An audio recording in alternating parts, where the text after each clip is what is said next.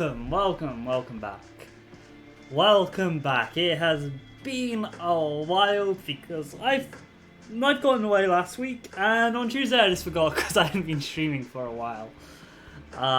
Not great, gonna kinda like that's not great. But welcome back to Vampire the Masquerade, Coteries of New York, the visual novel. The reason I'm doing this instead of like Jade Empire or something was because I want to play Shadows of New York, but apparently you need context from this game.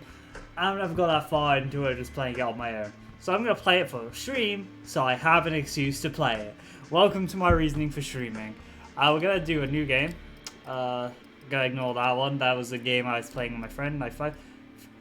We're just going to jump straight into it. So we're going to be doing a brouhaha, because I want to do a brouhaha. Each of these are felt. I don't know how different each story is, but we're gonna be doing a brouhaha because you know what? Why not? I've seen videos of Vtuber, thanks to Alstar. She did like videos when it first came out. The Venture was the Amanda one because I played that with a friend. Or if he was making my choices, I was just playing the game, and we're gonna be doing a brouhaha.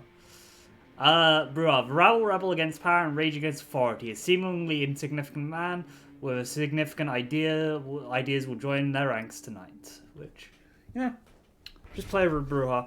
Nothing to do with my current abyssal idea being basically a brouhaha. Eric is the basic name. We're gonna go Gawain.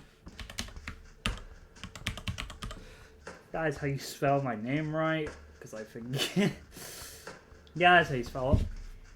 Gawain. We're just going to be jumping straight into it, because there's going to be a lot of reading on my part. Because it is going to dry out my throat. Because I haven't read a lot in a while, so this is better than me playing any of the Choose Your Own Adventure books of Vampire Masquerade, go read this. New York taught me to believe in fate. Had you asked me about fate back when I was human, I would have told you it was superstitious bullshit. That we are all designers of our own destinies.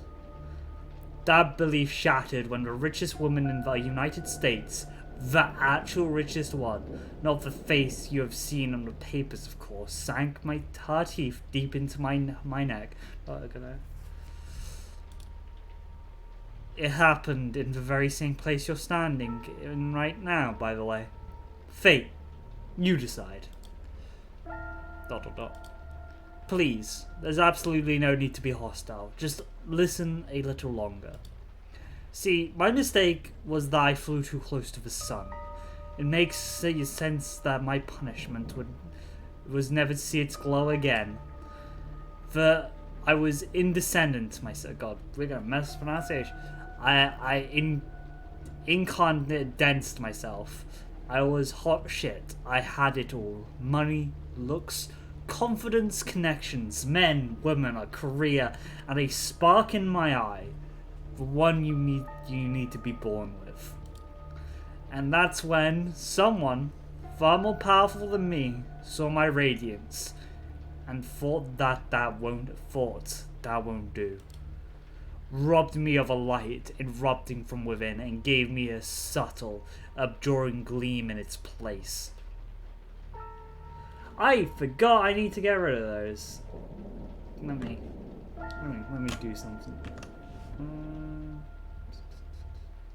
Okay.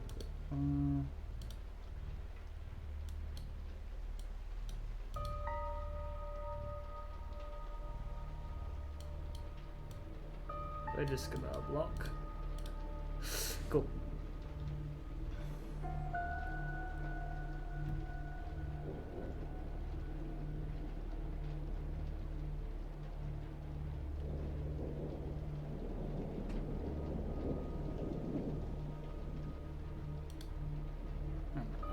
I have no idea. Let's just go block. Okay, cool. Doesn't get rid of it, but hey, well, that's just annoying. Anyway, she robbed me of the light erupting from within, gave me a subtle, enduring gleam in its place. She decided that it would fit me much better. You get my voice back. I was still going to use this to practice voices. I GM a lot, and I'm GMing tonight, so let's just practice voices. She was a 9th generation kindred, just like you. An apex predator. She probably enjoyed teaching me the peak of human excellence, my real place in the food chain. It was such an eyesore when you look at the loudmouth braggarts and see them for what they really are. The temptation to teach them a lesson can be unbearable, right? Well, my sire's lesson was a lesson about fate. A message saying, you're eternally doomed to be at the mercy of your sovereigns. It almost drove me to destroy myself. What you said...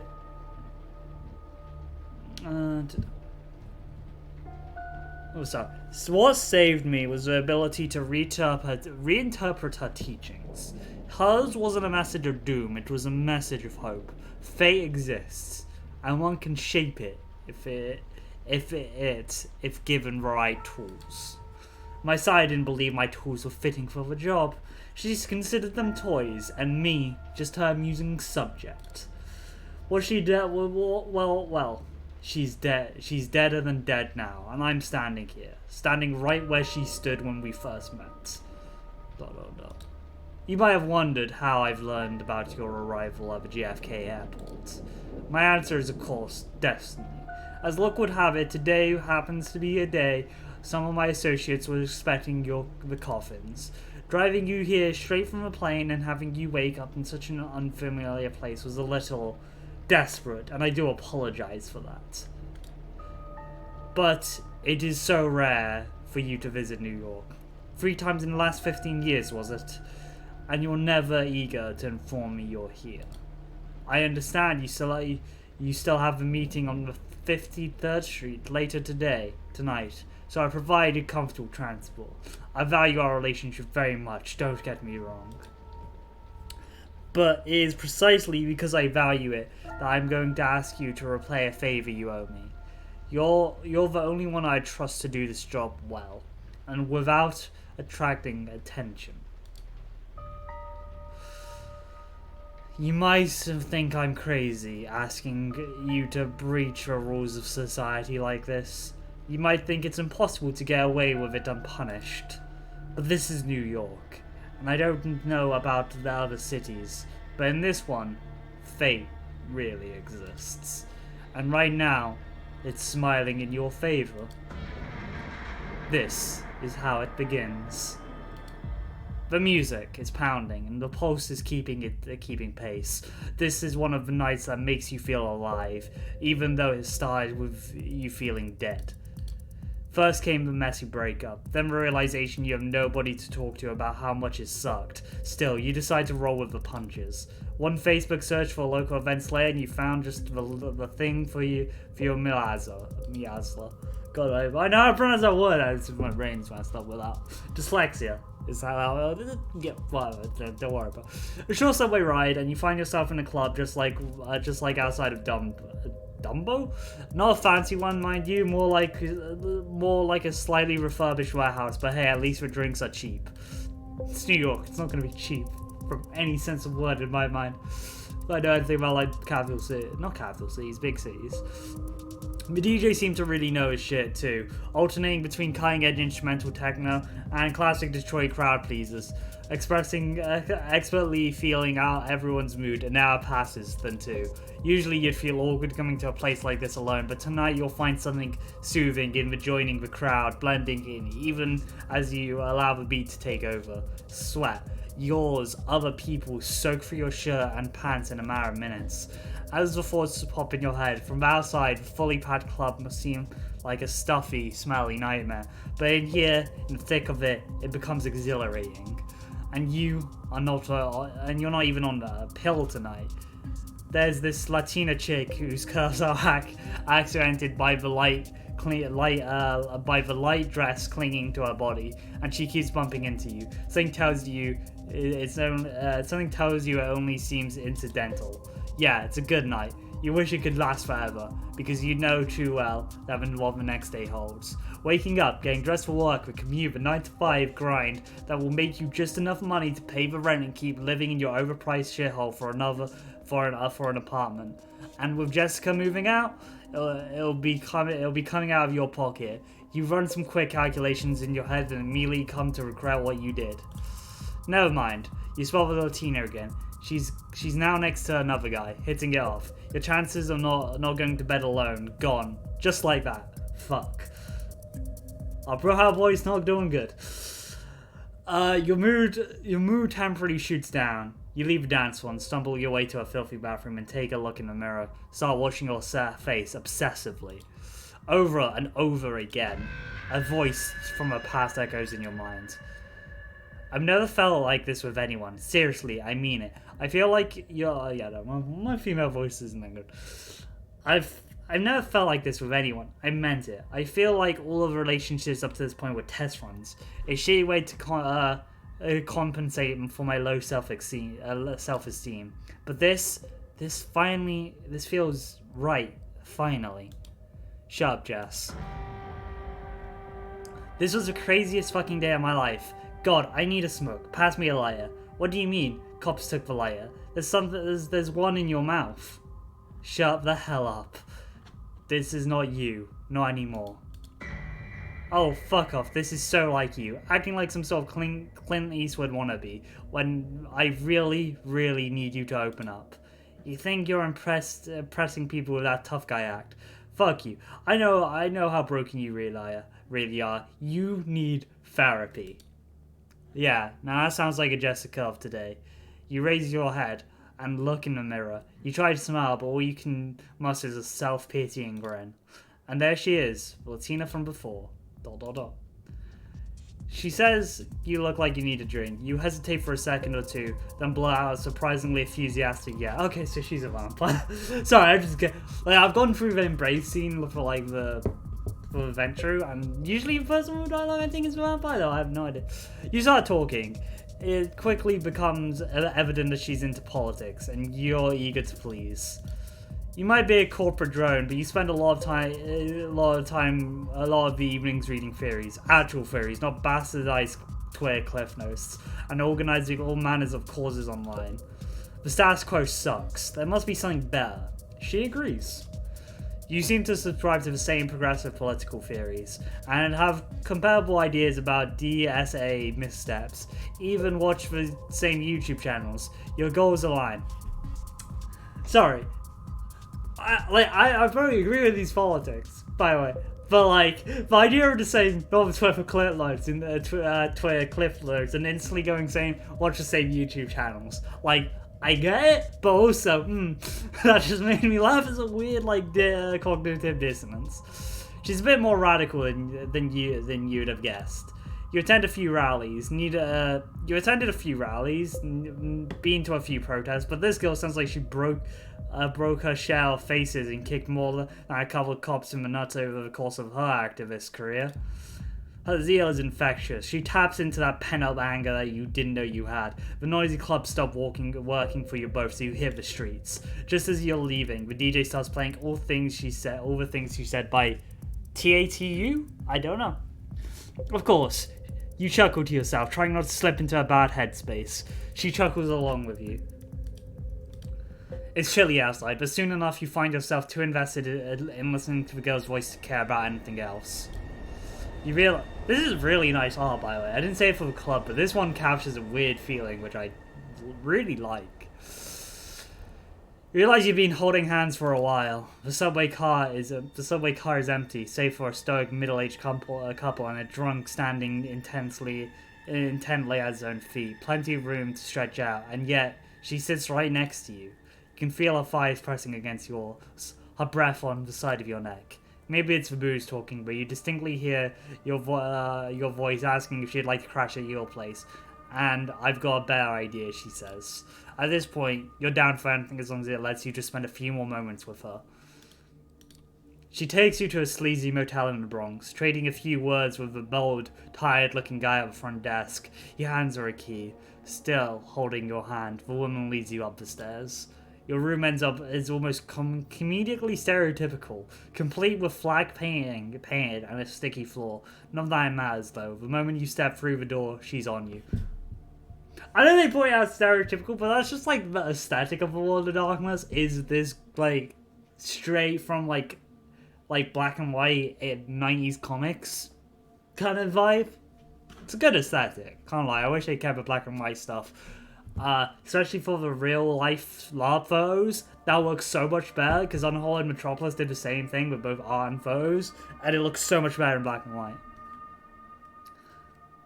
Sorry, sorry, it just came out. This shouldn't be black and white. This should be colored by the way. Just for rule books. Though this a visual novel in black and white, that'd be interesting actually. Sorry. Then you can make the red real pop. The moment you step through the door, she's on you. You try to take the lead, but she's having none of it. Before you know it, you feel the rickety bed pressing against your back. It's sloppy, fun, fierce, and not once does she lose the initiative. Sorry, God, my D&D brain is. Your hands reach under her shirt. Strange. It didn't look like she was cold outside, but now you feel her skin is eerily cold.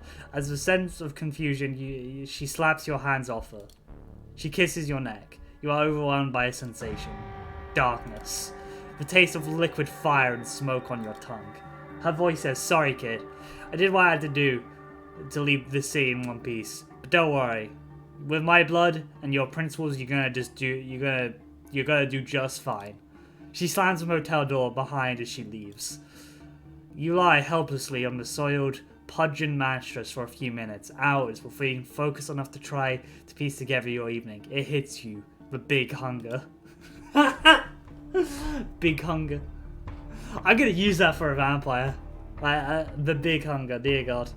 I'm not in any World of Darkness games right now. I am playing storyteller games. I'm playing both a Scion and Exalted games, so I'm still playing the system. But like the big hunger. If I play an Abyssal, big hungry for essence. Sorry. It grips you by the throat and makes your inside shrivel with terror. It's all encompassing emptiness that throws you on all floors. You crawl for a while, squirming on the floor in a sundering pain, then you jump to your feet and burst out the door. You black out. This isn't the room you saw when you last closed your eyes. Blackout. Somebody's cursing at you. A small, naked, buff dude holding a short leather whip. Okay. Whoa. What goofy motherfucker. He throws a punch. He yells out several slurs. He hits you in the jaw. You black out again. The guy isn't moving anymore. There's blood on his neck. There's blood on his arms. There's blood on the floor. There's blood everywhere. Whoa, whoever did this is one sick puppy. You realize you're sitting on top of his corpse. Black out. You hear a whimper. Somebody else is there, a woman. Her arms. Oh damn. Her arms are tied to the bed frame. An eye mask over her face. Red marks cover her back. This time you see it happen. You want to stop, but can't. She's also she manages to scream out, but it dies in her throat as you bite into the side of her neck. You drink blood. You drink blood. You swear you feel her life force escaping her body, entering yours. Suddenly, terrified, you tear away from her. She's not moving, but she's breathing. There's barely a mark on her neck, and the guy on the floor though. Ah, we're actually getting to see the scene. Damn. You double over in a spasm. I wish it didn't have I don't mind the blurry effect, but I wish it didn't have the flashes up close just to see it. You double over in a spasm, realizing what you did. You feel like throwing up, but you can only gag. Panic sets in and no realization draws on you. Your heart is not beating. You put 2 fingers to your ass, but feel no pulse. Same thing on your neck. Nothing.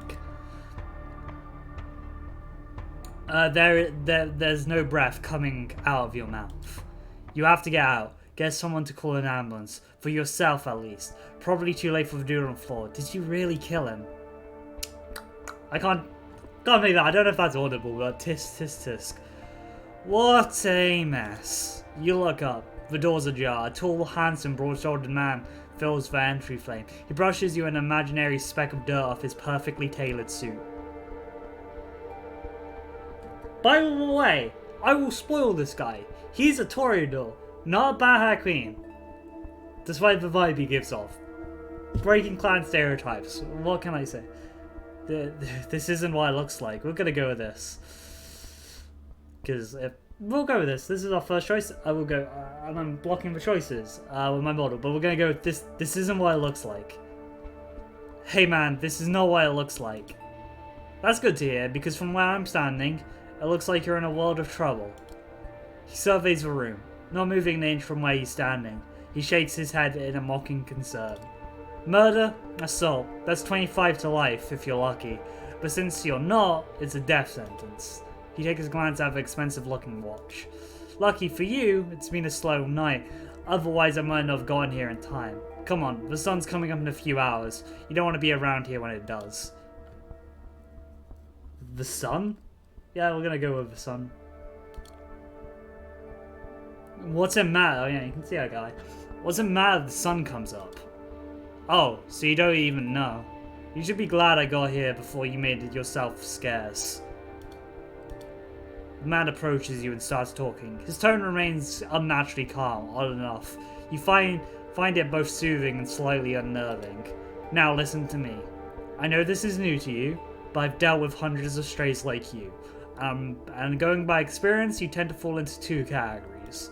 First, there's the smart ones, who carefully obey every word and don't try to pull off anything stupid. I always get them when they need to. I always get them where they need to be, safe and sound. And then there are the dumb ones, the punks who thought they could take me on, the wise guys who tried to contact somebody secretly and without permission, the troublemakers who tried to run off or make a scene. None of them got to their destination in one piece. In fact, most of them never reached their destination at all. His voice becomes slightly bored, monotoned. You can tell he's given this speech before, like dozens of times. So you see, I generally consider myself pretty smart. I am a Mets fan. It's my one true weakness. That inspired me to come up with a free strike system when dealing with pups like you. If you get on my nerves once or twice, well, I understand. Not all of us perform well in stressful situations. But cross me 3 times, you're out. No excuses, no forgiveness, no mercy. As he's talking, he slowly approaches you, adding a bit of a theatrical swagger to his walk. Eventually, he leans in, deliberately invading your personal space. You realize it's a test. He's daring you to do something about it. 3 strikes, and you're out. Say, I understand, sir, now. You've never been too eager to bend a knee to anyone, but this is something else. This man's very presence instills a primal fear in your heart.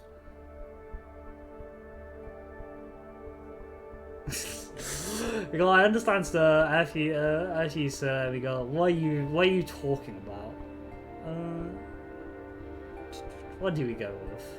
We're gonna go with what are you talking about? Can't you just tell me what the hell's going on? No, and strike 1, by the way. Moving on. If there is anyone you want to inform of your current self, is anyone you wanted to inform of your current situation, tell them or you're alright.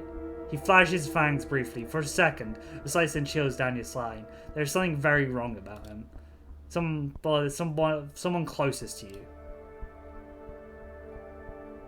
Lie out my ass. My ex-girlfriend.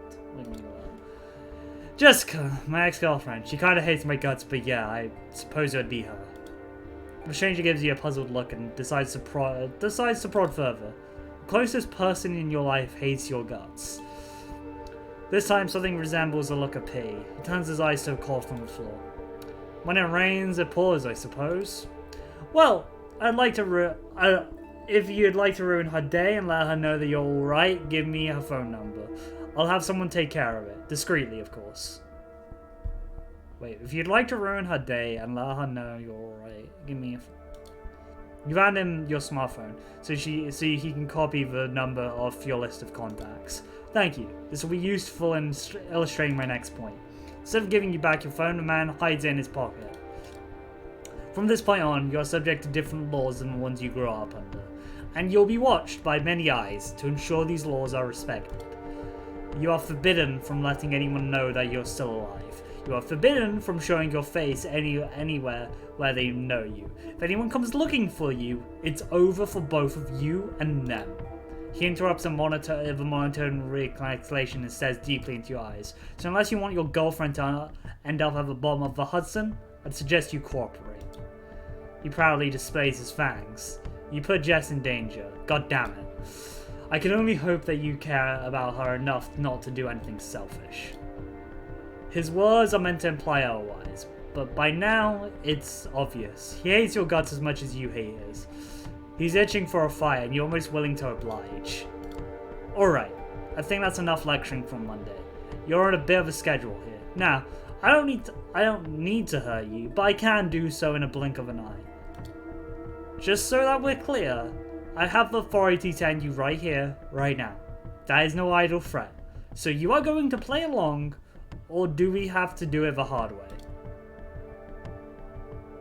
Punch a stranger. If you're gonna go, we're gonna follow a stranger. You weigh your chances, but it doesn't look promising. The guy is fit, determined, and looks like he means business. You on the other hand are confused, exhausted, and on the verge of a panic attack. Yeah, fine, I'll go with you. He almost looks disappointed. A wise decision. Follow me, please, and close the door behind you. You take one final look at the woman, who's just coming to, at the body on the ground. This is fucked, absolutely fucked. You pull the handle and close the door. The man leads you downstairs. Yeah, you can't. Blah blah blah. Words. Sorry. I mean, I'm just readjusting what I was saying. You contemplate signaling the bold guy at the front desk, but he's too busy watching some 90s action flick on a small ancient-looking TV. He seems totally oblivious to your presence. You hear dejected Jean-Claude Van Damme say, "I just want to go home," as you walk by. Your would-be kidnapper stops by the door and addresses you before opening it. I know what you're thinking. You're thinking as soon as he opens the door, I'll make a run for it. Maybe I can outrun him. I'll save you the trouble. You can't. You can either get inside my car, and I'll get you to where you need to be, or you try something stupid, and you'll regret it later. Do I make myself clear? Clear as day. Clear as day. Day, huh? He opens the door. I did that for the pun. I cannot lie.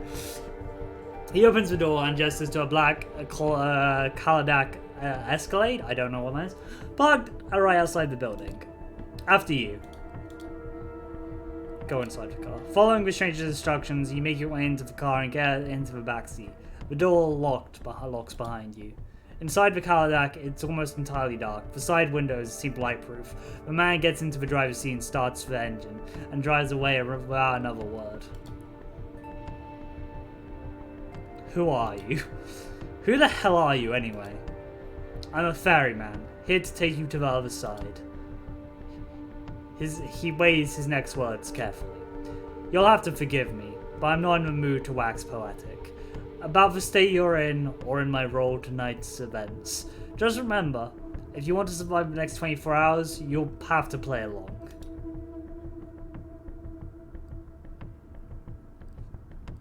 This is a nightmare. This is all a fucking nightmare. The stranger smirks. Understand that this is for your own good. Times being what they are, you should consider yourself lucky. You drive in silence for about 20 minutes. As exhaustion catches up with you, the streetlights fade into a blur. Eventually, the car stops and the door opens. You emerge from a dreamlike state and find yourself in some kind of underground parking garage. You two are the only ones here. The man points at a nearby door. Go in, make yourself comfortable. If you get hungry again, take a look in the fridge. I'll pick you up tomorrow, and you'll get your answers. Behind the door is a small room. No windows, just a simple bed and a single light bulb hanging from the ceiling. A small fridge is humming in the corner, accompanied by a rattling AC fan in the wall.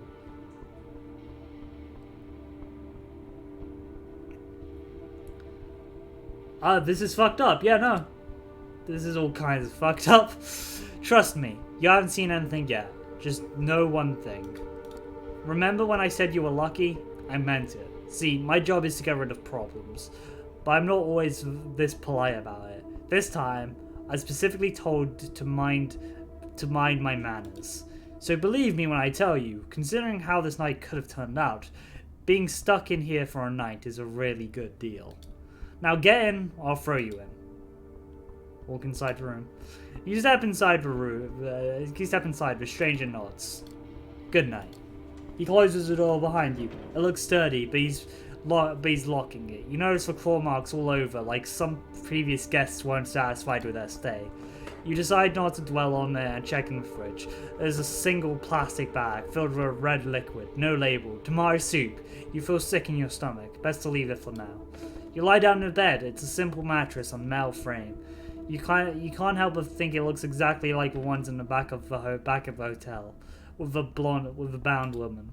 Right. Alright, you killed a man tonight. Or did you? Maybe none of this is real. Maybe this is all elaborate plank. The girl at the club just might have put her up to it. The tall guy was clearly in on it too. But now he's back with them, and they're all laughing their asses off. You don't know what to think anymore. Your mind races, but you're too tired to keep up with it. Finally, you tense up one last time before drifting away into oblivion. I really like how they show vampires sleep in this. They show it's just the death. They don't dream. There's nothing. You just die and then you wake up. It's accurate to the law, but it's a horrifying thing. You wake up. That in itself is a surprise. You barely remember when you drifted off. It didn't feel quite like sleep, more like plummeting into an endless void. You imagine that's how death feels like. The room is unchanged. The lamp is still on, the AC is rattling, the refrigerator is humming. You take a look at your watch, it's almost 9 PM. You slept 17 hours straight. Maybe you died. Your breath is gone, you feel no thumping in your chest.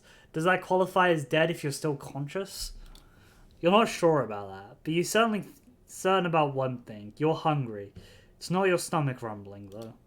It's a need that starts somewhere in your abdomen and spreads to your chest, throat, back of your head. The open fridge, you open the fridge, the bag is still there. You take a look at it. If it is soup, then the colour and texture are off.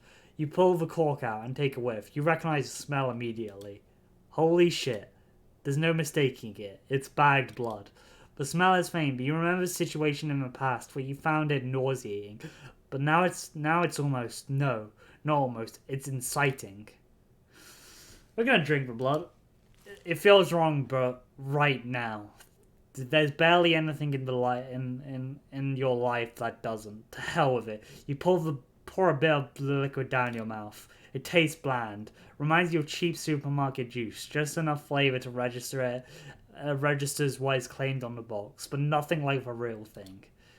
Nothing like what you had last time. You swallow it. Somehow, you don't feel sick. In a weird, messed up way, you can't help but think it feels nourishing. You take a more and more sip, then another. Slick the bag a little by little. Eventually, you find you've emptied it entirely. You look at the info press on the side of the bag. Don't know why that brackets needed to be there. Just mess these up a sentence. All 55 milliliters of it. All you looked at the information press on the side of the bag, 50 milliliters. That doesn't work in my opinion, writing-wise. So far, the writing's been pretty good. I just thought that doesn't work well as a sentence. Even with the blandness, you still feel like having more. You realize your body longs for the intoxicating high you felt when. An image of a corpse crosses your mind, causing you to wince. What have you become? You try to piece thoughts together, make sense of it all. Then you hear a lock click. You see the door open. Standing there is a well-dressed stranger you met yesterday. Immaculate suit again, the predatory look, like a hawk on the hunt, but somehow more relaxed tonight. So like a tamed hawk, maybe.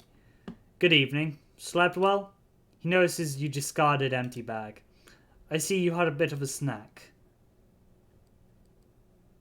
Was that really more blood? Was that really? Type RHO positive. Not that easy to get. Glad you liked it. Come on, we got places to be. The car is humming in an empty parking lot, just outside the door of the cramped room you'd spend the day in. The man motions into it, politely, but with a stern look on his face. We can hijack the car? Damn. That seems like a really bad idea. It's just like, rush a stranger, hijack the car. I get why they're giving you these choices, but in the situation, that's real bad. Even playing an angry brouhaha, This situation is sad death, and this guy's made it very clear that he'd probably just kill us. Self-preservation is a strong instinct. Get inside the car. I'm trusting you here, man. I'm touched, sincerely. You take the back seat again and lock the door. The stranger takes the wheel and starts the car. You drive in silence for a while. From time to time, you keep trying to catch glimpses of familiar street or landmarks through blackened windows, but it's of little use. The car is also soundproof, so you can hear a bit of the humming traffic humming and cars' engines.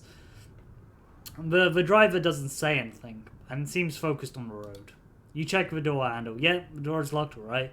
The piece of dark glass separating you from the front of the car looks sturdy too. There's nothing left to do but wait. You didn't have time to think about it before, but you realize now that you're hungry. No, not exactly. It's not a rumbling in the stomach that grabs your attention. It's a need that starts somewhere in your abdomen and spreads to your chest, throat, and the back of the head. Okay, we've already read. You try to extract information out of the man behind the wheel, but you realize you prefer to bask in the afterglow of your last meal. You wouldn't have expected it, but you spend the rest of the trip lost in thought. A lot of it concerns blood. It takes you another 20 minutes or so to get you to your destination.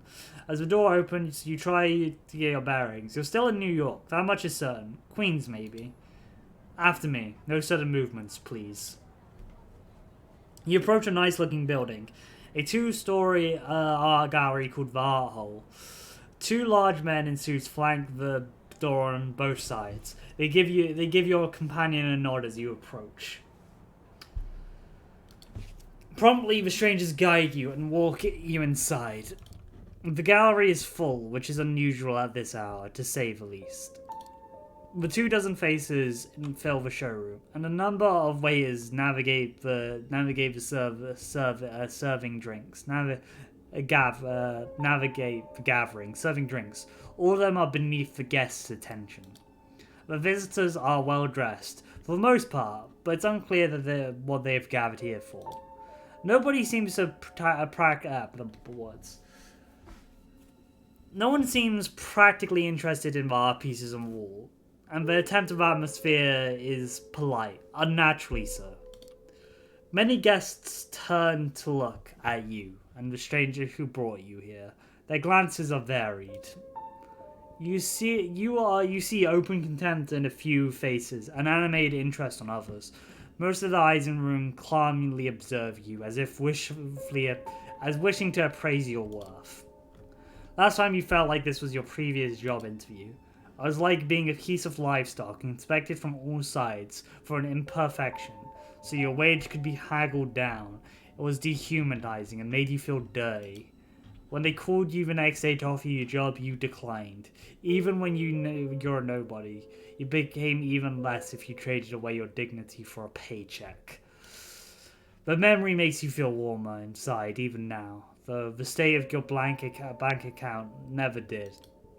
Good evening, Kadar, and to you, child. The noble, cold voice takes you out of your head and back to the situation at hand. The gallery, a crowd full of strangers. You're being brought here against your will. For what purpose? The room awaits your response. Excuse me, what? Excuse me, what? The Prince of New York, Helen Panhard, child of Michelle, dunno, is addressing you, whelp. My sheriff, his harshness is unnecessary. This fledgling has every right to be confused. She is somewhat plain looking and does not seem to possess a great deal of charm. Doesn't seem to possess a great deal of charm, but the entire room is intently focused on her voice.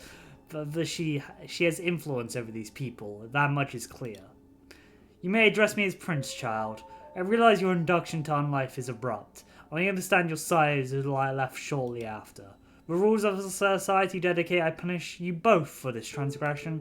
A murmur of agreement, maybe. You can hear it from the gathering audience. But I am willing to listen to what our loyal sheriff has to say about your circumstances of your embrace first. Punish me for what? Punish me? Are you serious? For what exactly? The sins of the father, so to speak. We have certain rules. One of it is that that is unlawful to create prodigy without the prince's approval. My approval. Your sire had never bothered to ask for it. You're about to be judged by the court of New York City. Quadar, please tell us how you found this fledgling and what happened on your way here. Court, Prince, is this some kind of secret society make-believe? No, that's changelings. A trusted informant who has chose to remain anonymous at the time tipped me off about a suspicious kindred appearing in one of our domains. Upon investigating, I found them gone, but this fledgling remained in their place. The hunger made him as savage a prostitute and his client in a Bronx brothel belonging to one of the ministries. Ministries. One of the ministry. I've already spoken to San Sankard about this and made sure it will blow over. Regarding the fledgling himself, surprisingly enough, he offered little resistance last night and cooperated on our way to a safe house. I was pleased not to have forced his compliance. Had a quick chat, but wishing to appear here post haste. I urged him to join me, which he did without struggle. Again, a pleasant departure from a usual routine. His first partially sated with a bag blood while we kept in a safe house.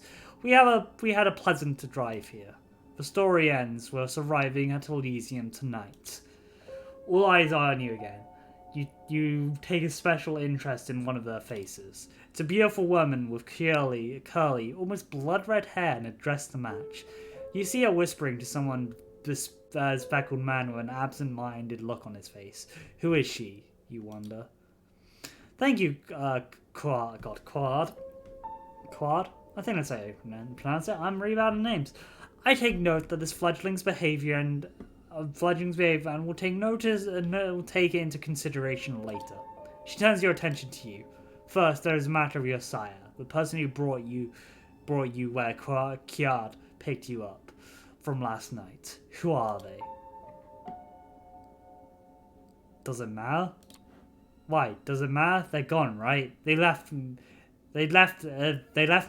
They let me kill a bystander. You have broken the laws and made they have broken the laws and made an unwilling accessory to their crime. If you help us identify them, it will go a long way towards earning our trust, and believe me, you will need it. Something in her voice makes you trust her. You realize there is no reason to oppose her, none at all, and you hear yourself speak. A Latina woman, very radical. Unless she convincingly lied to me, she was special, extraordinary. She had a fire, conviction, temper. She seduced me, easily in fact. Made me think she wanted me. I fell for her. Now I'm here. You stop yourself from saying more. Then you realize you've really not much to talk about. A nagging thought enters your mind. How did the prince persuade you with such ease? Well, Crad, does that sound familiar? No, it does not. Or at least not familiar enough. I will continue the search after we're done here. What happens now? Well, that's as much as you're getting out of me. What's now? Now it's time to decide your fate, fledgling. What shall I do with the fledgling, my prince? What is it that you recommend, my sheriff? The traditions are clear. Thou shalt not sire another with the permission of thine elder. If thou create another without thine elder's leave, both thou and thy progeny shall be slain. I've never got all the vampire games. I really need to play something. Oh god, sorry, I'm just thinking. I need to play Vampire again. My issue with Vampire is while I love what the Dynasty is saying, and will continue to play Vampire again. Vampire Masquerade games. Vampire itself has I like the game, but I find it hard to come up with characters. Now, Dark Age Vampire is where I'm like, okay, cool, I know exactly what I want to play. But modern day Vampire, I find it slightly difficult. Don't know why. It's a weird conundrum. I am ready to fulfill my duty. Stay your hand for a moment longer, Quad. Quad. I wish to consult my counsel on this. Make sure everyone is on agreement. Of course. He seems strangely relieved. The prince leaves the main showroom and a handful of people follow her.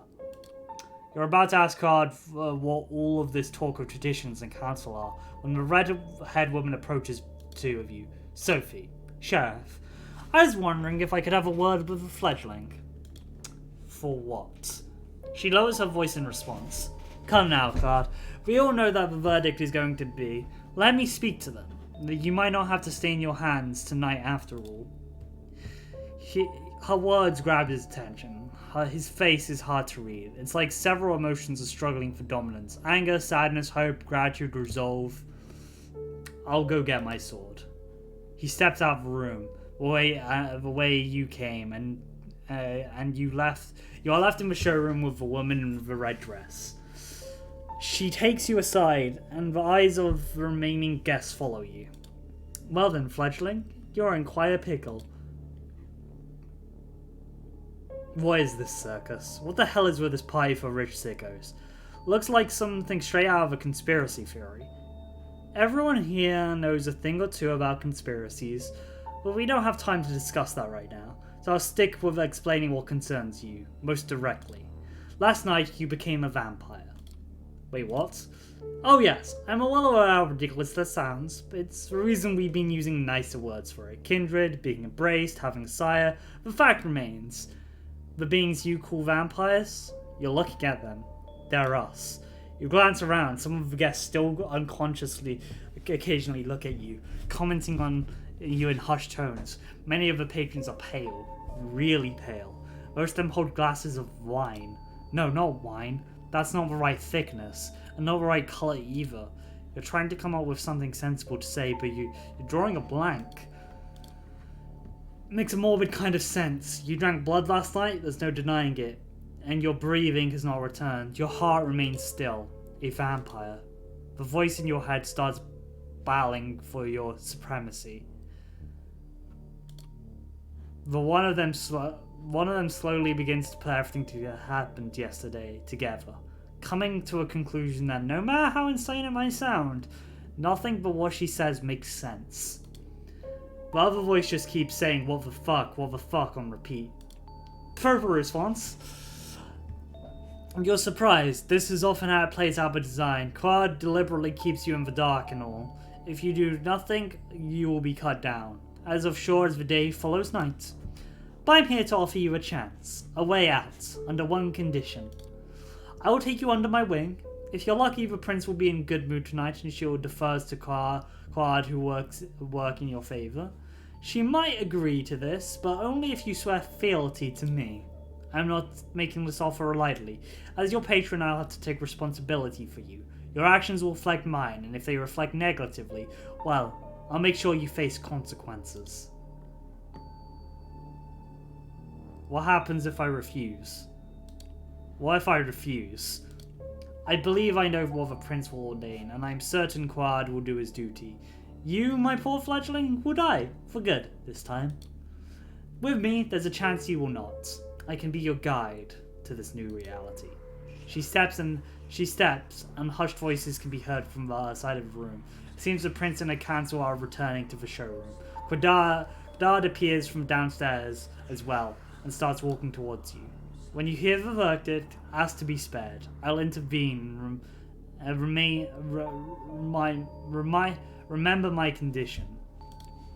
She flashes a heart-melting smile to a Coteries, who does not smile back. The sheriff's immaculate suit is now complemented by a curved or oriental-looking metal scarab fastened with a colourful sash around his waist. So you can see how I thought this guy was a bag. I mean, that literally sounds like one of their fancy swords. Apparently he's a Toreador, though.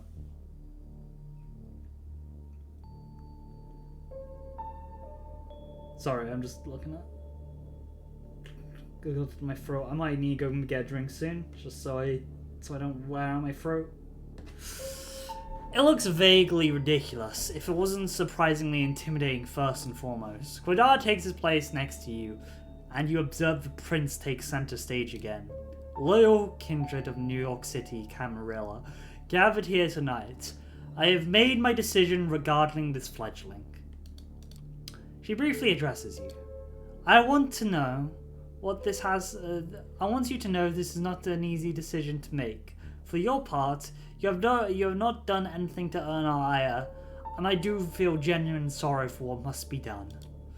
We are keenly aware that these nights we need to close our ranks and trust in the wisdom of our elders and the traditions more than ever before. There is no place for tolerant dissonance when our very existence is under constant threat. Although I acknowledge some of my council divergent opinions on this, she takes a look specifically at one of the people who left the room before, a rather plainly dressed, shy-looking man, whose skin is somewhat healthier tone. He bows his head in deference. I hold the final authority over the fledgling's fate, and I declare that while his embrace might be the sire's responsibility, in their absence, it is the prodigy that must be punished. The sentence is final death, to be resolved presently. Cordard. God, I pronounced that differently. The scraping sound you hear a scraping sound and see that the sheriff has unsheathed his curved sword. Its beautiful detailed blade, which you expected must be worth a small fortune. It appears sharpness makes you freeze up. 2 outs, bottom of the 9th. He mumbles, is audible to no one but you. As his eyes meet yours, you know a hint of sadness in his countenance. One that quickly vanishes to give way to grim determination. And he's out to bat. You will not get another chance to speak up.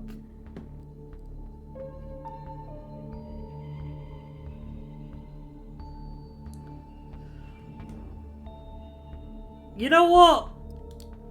Hang on. Back. Let me see if I can save. Is there a save feature? Nope, that's looking back.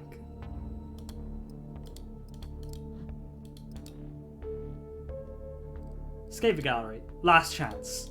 Sophie's gaze. Redhead woman is disappointed after realizing you're not about to speak up. Last chance. The eyes of the crowd focusing on you.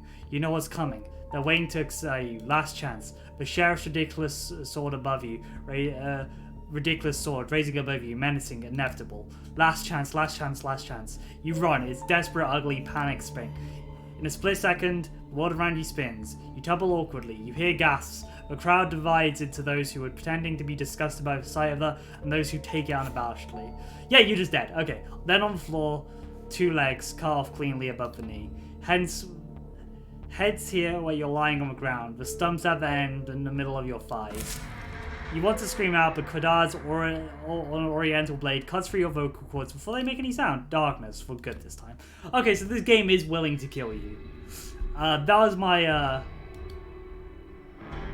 game over. I wanted to find that out. Alright, I wanted to find that out, because I was like, I did not know how...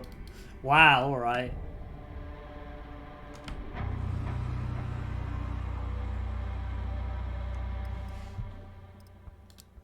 Ah, that sucks. Okay. Okay. That's actually really annoying. Okay, I wouldn't have done that. Alright. We're just gonna sift through as fast as possible now because that's really annoying. Can we speedrun this? Speedrun a visual novel? Yes. Let's see how quick I can click. It shouldn't take you long. It wasn't that far.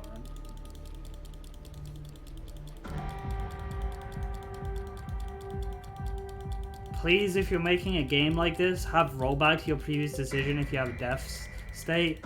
It just makes it a lot more annoying.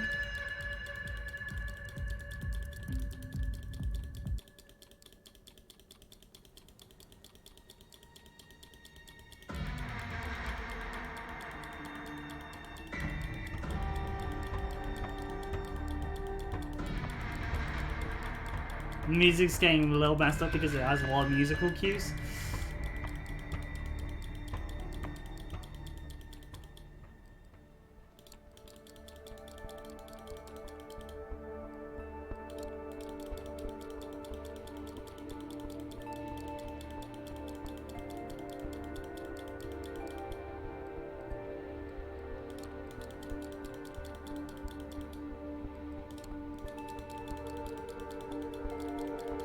Okay, cool. We're almost back to where we were. This is kind of annoying. I was about to say, because, like...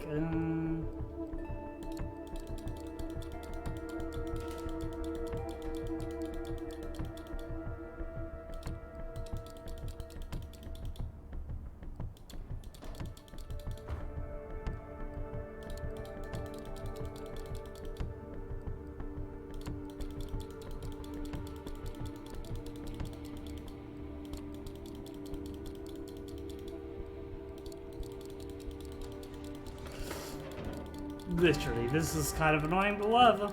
But whatever, we'll get back to the choice. It's quick enough.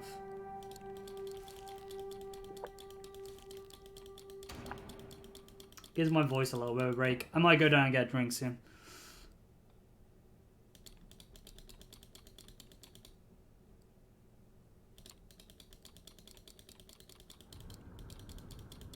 I'm gonna see if I can side with Avalon slowly. Just gonna see, because I doubt, because this is very Camarilla. Excuse me, what?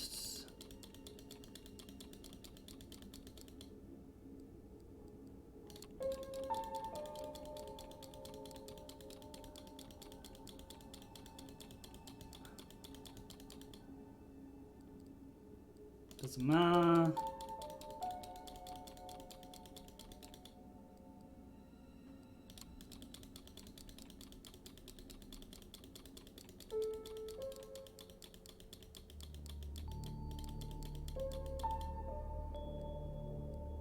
Where's the circus?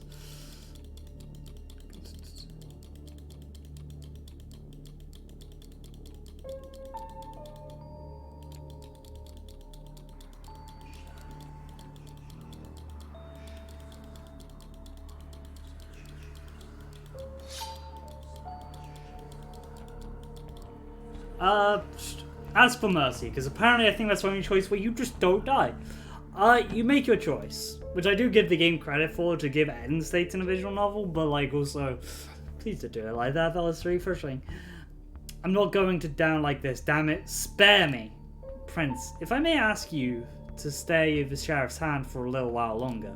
Godard looks at the prince, waiting for a response. The sword is still hanging above you, threatening to fall at a moment's notice. Is there something you would like to say, Miss Langley? Yes, if I may. At first, the prince looks somewhat annoyed at the distraction, but she stays quiet for a while, measuring the mood in the room. The border elites look at you with aroused interest, some of them dismayed at not seeing bloodshed, but all of them intrigued by the unexpected twist. The prince nods. Well, let's hear it.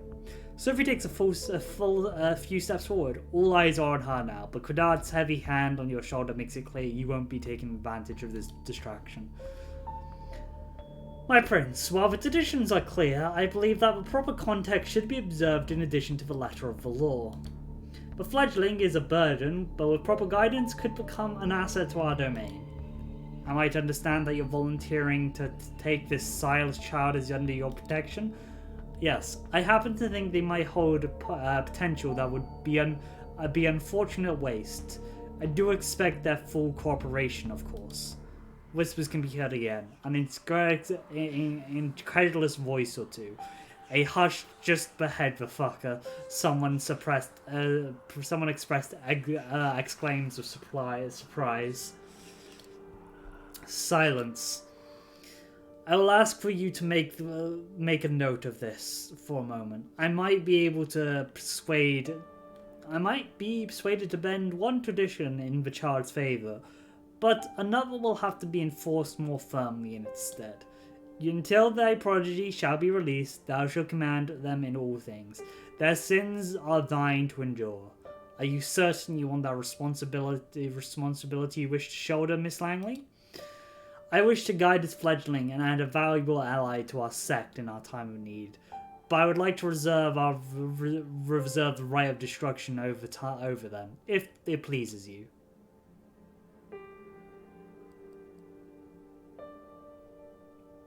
Remain silent. It's clear tensions are high. It feels surreal to listen to strangers discuss your death, or second death apparently, and you keep silent. You decide it's best to let Sophie handle this alone, not to interject. You have no idea of how to handle this wide-eyed shut crowd. The prince looks at you and weighing your worth. She takes another good measure of the room before speaking again. I shall grant you what you ask. Let it be known, Sophie Langley of the Clan of Rose, you'll become the fledgling's patron, and they shall be considered like sire and child. Miss Langley will take full responsibility for them, and I grant her the right of destruction, if she sees fit to use it. Let my intentions be clear. If I am to turn a blind eye to one of our most important traditions on this occasion, I expect it to be beneficial to Camarilla, substantially so. I hope this final verdict is satisfying, Miss Langley. Of course, Prince. Thank you. Very well. She turns to you. What is your name, child? Shouldn't I use a nickname? Do you use actual names? My old life's over, so should you now have like a vampire nickname? Depends on the choices you made by it. It depends on the choice made by an individual kindred. But for now, I do need a name I can use for an official manner. It's Gawain then. She nods. Welcome to the Camarilla. We got the dictionary here. Kindred, Camarilla, I know what these mean. These are fairly good. They're just basic description. A major sect devoted to primarily maintaining the Masquerade through the influence and manipulation of more society. Kindred. The Camarilla term for vampires as a whole, or a single vampire according to a rumor. This term came about in the 15th or 16th century after the Anarch Revolt. Now, this fledglings is to child vampires. Yeah. Now the evenings proved to be more eventful than I anticipated, but with fledglings' fate decided, I believe our meeting can be concluded. Thank you all for appearing on such short notice. Give my regards to those who couldn't make it. Could a moment of your time before I let you return to your duties. Of course, Prince. He shoots you a side glance that doesn't leave much space for interpretation. You'll be watched, you'll be judged, and if need be, you'll be punished. The two of them leave the gallery. Well, Gawain, I think you'll both already managed to significantly improve each other's evenings. But let's keep the ball rolling, shall we? I think we should have a toast to our new fruitful partnership. She raises her hand to one of the well-dressed colleagues, I don't know how you pronounce that word, who now have reappeared in the showroom to refill glasses. After this bit, I will probably, after the next scene change, I will probably go down and get, like, a glass of any, like, drink or something. Just to, keep my throat from just drying up as it is currently. I refill guests' glasses. The conveniently handsome man approaches with a carefree of red liquid. He pours it into two tall glasses. It's bloody. It's blood again. That much is clear. You have two minds about drinking, but the memory of last night's hunger makes you wince. You take a tentative sip. You experience the same blandness you tasted a few hours ago, but this one you can actually savor. It's smoky and warm. Makes you think of a cozy cabin in the woods. It does strike you as a strange image in your mind to jump to when drinking human blood. But it is what it is. You've never tasted anything like it. Do you like it? I think NYC's caterers have been very bougie ideas about what good blood should taste like. Apologies, you answered with so many questions. While we're on the topic, perhaps we should start with those related to your sentence. Sentence? Where do I get blood? It's kind of a weird thing you have ways to serve blood. Where do you get it from?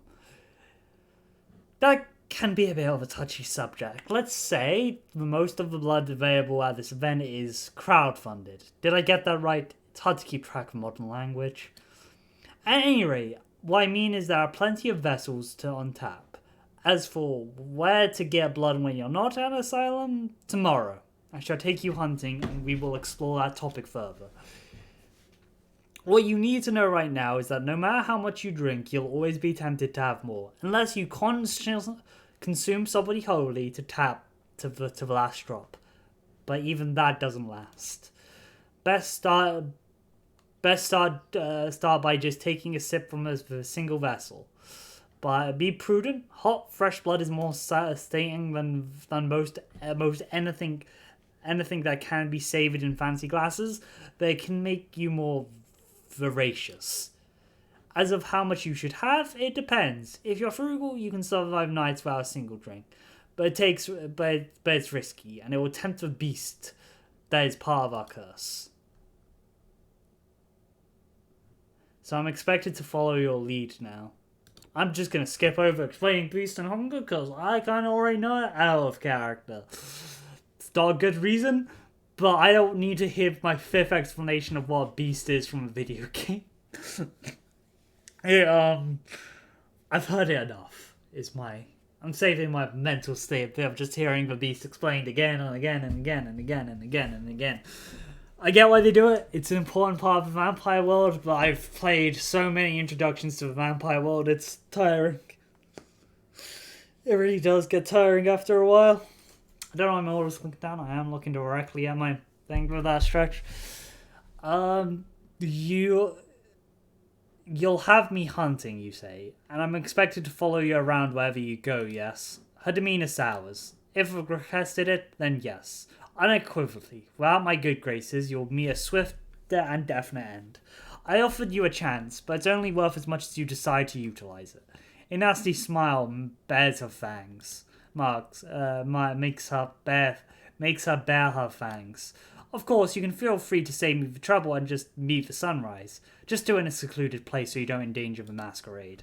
Her anger is gone in a split second. The warm smile returns to her face. It makes you feel foolish for having wronged her in any way. You realise it's an obviously play on your emotions. You've seen Kadar toy with you in similar ways. It doesn't change the fact that the trick is still disturbingly effective. The Congress returns, asks permission to intrude, which Sophie gives with a polite smile, and leans in to whisper in your ear. You know the gallery is now almost empty. I'm being told the gallery is about to close, but still, we have quite a lot to discuss. We'll go to one of my apartments. My Jalapol is waiting downstairs. Come. She smiles and puts on. The smile she puts on reminds you of the way you felt with the Latina. It's not arousing though, more like magnetic. You find it hard to argue. Even though you're still suspicious of her authority over you, her charm momentarily wins you over. Sophie leads you down. I'm gonna be right back to get a drink. I did say I'm just gonna. Nope. I can save and exit here. Okay, back. Let's just do this. I'll be right back. Let me just hold tab so I can mute.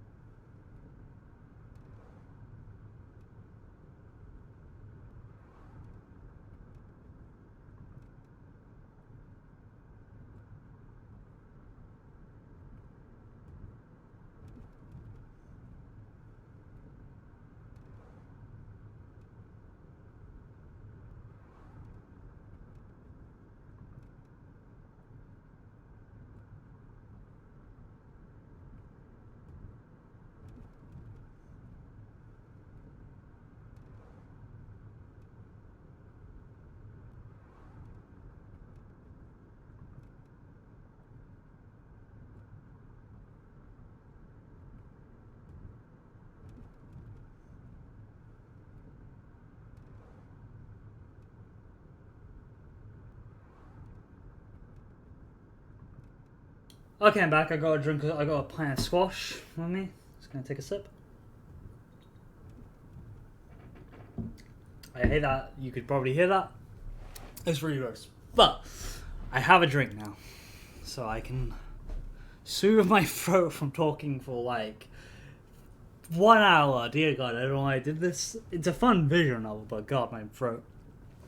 Sophie leads you to a luxurious silver Rolls Royce and invites you to sit in the back. The chauffeur, a broad-shouldered, clean-shaven, middle-aged guy, starts driving immediately. Where did we leave off? I believe I started telling you a bit about our customs. You heard the prince refer to our traditions. Chief among them is Masquerade. As you might have gathered from our assembling our niche gallery after closing time, our comings, goings, and doings tend to be somewhat secretive. We do not advertise our existence. We allow myths and modern fiction to morph and muddy the facts.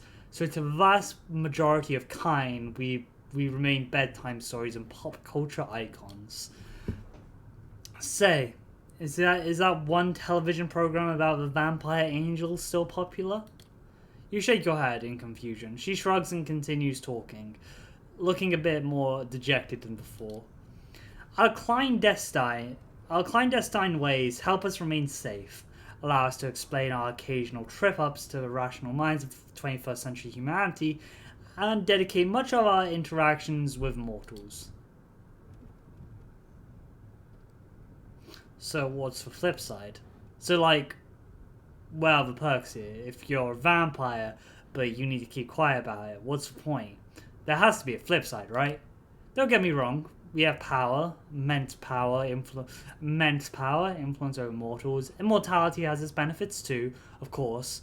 But we have many enemies, and some know our ways, know our weaknesses. For one, sunlight burns us. This is why we dress during the wet day. You felt it. More than being dead than being dormant, isn't it? But we have no choice. We are night dwellers, but day sleepers.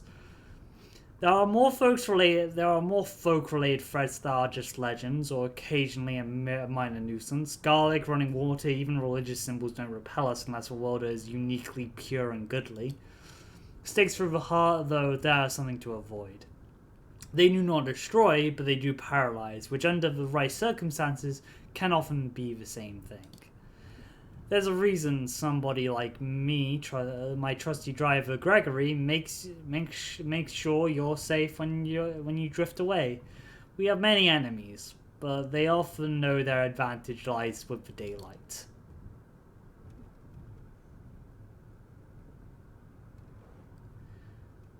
This is stupid to say. Like, even Vanox agree that, like, while the Brujah general thing is to live in peace with humanity, if you want to go with a Carthage ideal, modern day, so, like, saying that's, like, so it's good to keep human friends. Masquerade sounds like bullshit. So it's good to keep human friends. Am I right in thinking that having a human friend or two is necessary then, or at least useful, in moderation, and it's best that you don't know your true nature. Also, I would say that subordinates are useful, but friends, I haven't had one of those in many years now. Our little sex applies social interaction aplenty, but it doesn't really encourage friendships. Alliances and conveniences to be broken at a whim. Yes, that's more like it. Long-term solidarity occurs in Camarilla, but we are a very politicized organization by nature. Your loyalty is to your sire, to your prince, to your sect. Friends must remain a distant priority at the best of us to maintain a masquerade and thrive as years pass. With age comes authority. With it comes influence and power if you wish to reach for them. She seems to be lost in thoughts and falls silent for a while, leaving you to ponder all the things you've learned tonight. It still feels absolutely unreal, but piece after piece of knowledge falls into place. The image becomes almost like an entirely illogical jigsaw puzzle. Whatever you won't believe on your own, you've witnessed. Many questions swarm your thoughts, but the one that keeps returning to you is what is your place in this new reality should be. The car stops. You're in the sea. In front, an old building, well-renovated apartment building. Here we are. Would you like to see your lodgings?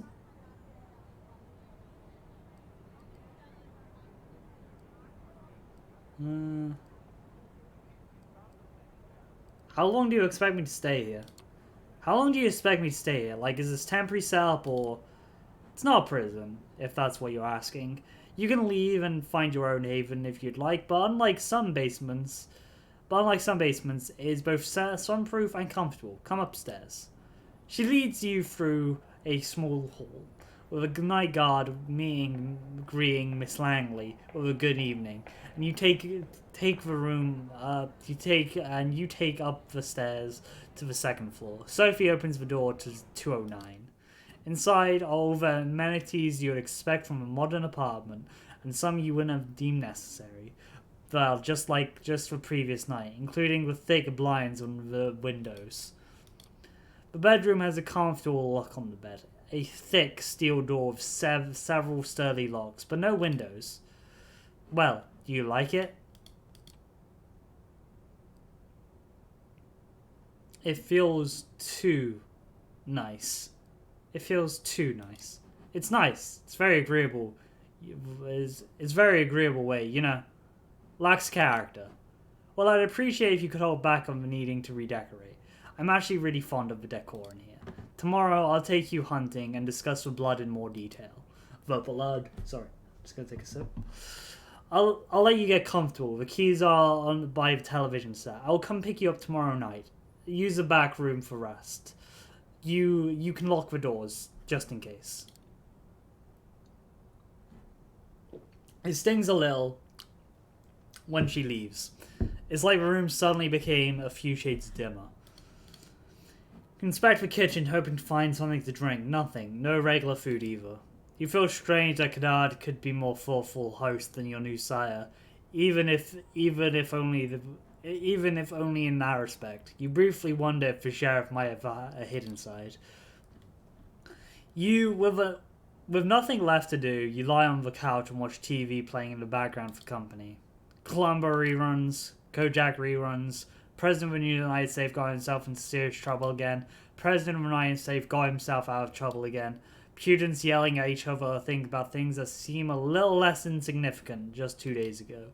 You start to drift off, reflecting about another night of confusing conversation and world-shattering revelations. How many more days before you finally understand what's happening to you, and what do you suppose to do now? You keep coming back to the life you left, the people you should have contacted, the things you want to pick up from your apartment. You wonder when you'll have a chance for either. You start to feel the same tiredness that makes you drift into a cold sleep last night. You settle into the back room. The bed is comfortable, the lack of windows less so. You leave the light bulb on. Looking at it makes you realize this is the closest thing to staring out the sun on a breezy summer day again. A wave of melancholy overwhelms you. A few minutes later, your consciousness fades and you plunge into the darkness, sinking. Oh yeah, this game does have some gameplay mechanics like this. You get to choose your own, stuff. Tutorial. Hunger is a hard vampire existence. To ignore is to tempt the beast, and over desires to feed. To overindulge in your feelings may friend Masquerade while staining them with humanity you have left. Encourage renewal, you have a higher hunger, indicated by a progressively thicker blood flame around the screen, like the one you are seeing now. You can see some blood swatches. As your hunger grows, so does your indicator. Your hunger may increase when you call upon your vampiric powers, so when you need to mind your wounds after a fight. When your hunger reaches maximum level, you will receive a warning after you complete a piece of a story, ignoring it at your own peril. Some choices might only become visible at high hunger. If hunger is high enough, similarly, high hunger may block off some choices, as you will be able to see if you press continue. Yes. To decrease your hunger, you will need to feed. Whenever you see a feeding opportunity, you can take the risk to hunt and slake your hunger. That's feeding opportunity. You will need to keep your hunger at bay if you are to uphold Masquerade and subvert the nights that await you. Your eyes open. The bed isn't warm. The room is filled with artificial light from the ceiling and the solid metal door is closed. Normally, you would stretch for a bit, but this morning, you'd probably throw a quill over yourself and snore a moment longer. But as before, the way you woke up now, you're fully conscious, no grogginess, nothing weighing you down, just a nagging need in the back of your head. Hunger. Not as severe as the last time, but unmistakably there. You get up and open the door to the main room. A digital clock shows you the time, 9:04 p.m. You walk over to the blinds and retract them curiously, the only light coming through in NYC's artificial nighttime luminescence. So that's what your waking hours are going to look like from now on. You miss sunlight already. You seriously consider just walking out of the apartment and figuring this all out by yourself, but when you come back to the memory of Kadar's exotic sword being raised up in the gallery, maybe sticking around isn't a bad idea after all. You keep jumping channels around half an hour and then switch to a streaming service. Almost as if the universe had a sense of irony, you catch True Blood in the flood of recommendations. The doorbell rings. It's Sophie. Good evening, Gawain. Sleep well? Like a dead man. Like a dead man. Curious wording, but far from the truth. But not far from the truth, I suppose. No use dwelling on it. No use dwelling on it, I think you would agree, with time. You made the right choice yesterday. I can teach you things about yourself, your blood, its desires and its powers. We will begin tonight. You're hungry, yes, I'm sure, but our kind always is. There's one remedy, blood. The drinks we had yesterday at Elysium are not the usual way you slake your thirst. So tonight, I'll assist you on our first foray into hunting. You need to learn to sense the kind of blood you desire, to understand how you can use the kinds and vulnerabilities to your advantage. No more freebies. Ha, very funny. Predator and prey, huh? Grim. So let me get it straight. We're predators and humans are prey. That's pretty grim. I know what you feel. I remember the notion. But you will inevitably grow beyond it. You need blood to thrive. But there are many ways to take it, some more humane than others. You'll find drinking moderate amount of it regularly will keep hunger and whispers of the beast away. You might think yourself monstrous, but there's a balance to be found here. The kiss will give kind pleasure, so you might remember this from your embrace. Some can even become addicted to the sensation, but if you do it right, they tend to misremember your feelings. After all, vampires do not exist. They are myths, fairy tales, and pop culture mainstays, correct? She gives you a sly, knowing smile. This is why the masquerade is so important, and even more crucial when you're feeding. How do you select a victim? How do I choose who to feed from? Are there better or worse targets? In isolated kind are easiest prey, of course. But much depends on context. Hunting requires a different approach in a busy club than it does in an empty street. With time, you'll have luxury of finding your preferences in hunting methods and prey. For now, I suggest experimenting, in moderation. Feeding from the same area repeatedly can be dangerous, but by branching out, you risk the ire of other kindreds whose domains you trespass. Lucky for you, NYC is more forgiving in regards. New York is somewhat of a unique position. Many of the neighborhoods remain contested or unclaimed. The reason for this is another lesson for another time. But keep the following in mind. Take opportunities to feed when they present themselves. These upcoming nights, as long as you hunt cautiously and respect the masquerade at all time, you should be fine. To wit, I wanted you to join me on a trip tonight. Come downstairs. Gregory is waiting for us. The busy street fills the air with traffic, noise, pedestrians, chatter, and a mix of smells that disorient you momentarily. These warm bodies contain what you want, what you need. You catch yourself. Did you really think of these people as mere sources of blood? It takes a nudge from Sophie to break your train of thought. Her driver opens the door and then tips your hat to you, gesturing for you to get into the back of the car. The car casually joins the somewhat thin New York traffic. It's still busy in a way only the biggest city in the world can be, but compared to the daytime commute, it's a pleasant drive. You barely have time to gather your thoughts and formalize the new questions before the car comes to a stop. You are among the tall skyscrapers that make up Manhattan's iconic skyline. Come, Gawain, park the car. Gregory, park the car, will you? The driver nods and Sophie gestures to you to join her, and the two of you walk through glass doors together, then take an elevator up. You first notice an empty stage with instruments of a string quartet still in the background, then takes a few dozen chairs in front of it. The concert seemingly concludes. The patrons, all smartly dressed, have polished, have spread out all over the hall.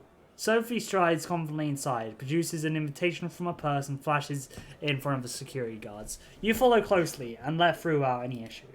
Let's start easily. A social setting like this one usually provides quite challenging for an inexperienced kindred, but considering this evening's a small gift from your patron, I'm hoping to procure for you a willing vessel. Just remember what I told you about taking small sips. This one I have a sort of soft spot for. Don't damage her. Now let's see. There he is. She notices somebody in the crowd, flashes a heart-melting smile, and suddenly even you feel drawn in. You haven't thought about it before, but it's laid clear before you in this moment. Sophie is beautiful. Just look at her is a privilege. Just being with her makes you feel entitled. Everybody in the crowd, especially the man who's almost tripping over himself to reach you, clearly agrees. Edgar, I'm so happy to see you. How's your daughter? Is she with you? Oh, there she is. Julie, my girl, come over, please. There's someone I'd like to meet. The young woman who walks across the hall couldn't be more than 19 years old. It's clear her mismatched earrings and partially faded purple hair dye that she doesn't fit in with this crowd. Julie, this is Gawain. I think two of you could get acquainted while I talk business with your dad. Awfully boring stuff, I assure you. I'm positive you'd like each other. The girl gives you a shy smile and nods towards the balcony stairs. You follow. Somewhat unsure what exactly Sophie expects you to do. You reach a secluded place from the entire lobby. When the entire lobby is visible. All eyes are on Sophie, and they're listening intensely, then laughing when she does. Julie saves you the trouble of figuring out the next step. If you're Sophie, then I guess you're, that's you. You know. She puts her wrist to her lip and gives you a fanatical nip. Then looks at you, embarrassed, but also hopeful.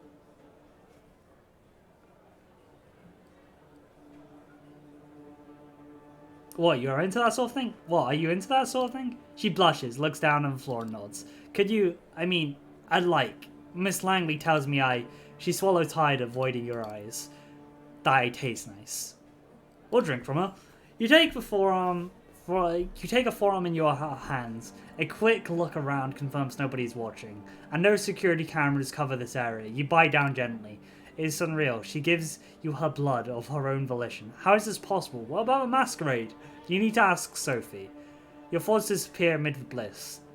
There's just a taste. Sweet, fresh, sanguine. You drink. And drink. And drink. No, stop. You tear away from the girl harder than you want. Still, the bite marks just leave tiny punch marks. Almost as by instinct, you lick them clean and the two holes become concealed just like that. Julie is now leaning on the wall, pale, wobbly on her feet, but happy. She lets out a dreamy sigh, opens her eyes, a few tears fall onto her shirt, tears of joy. Thank you, please. Can you walk me downstairs? Please, my dad, he doesn't know. Thinks it's a condition. Miss Langley told him so. She leans on you and requests you to walk her to her bed. She takes a seat and smiles at you. The crowd around Sophie disappears slowly. Looking at her now, some of the residual awe hangs in there. She's pretty, maybe even beautiful, but sure not your type. What came over you before? You walk over to her.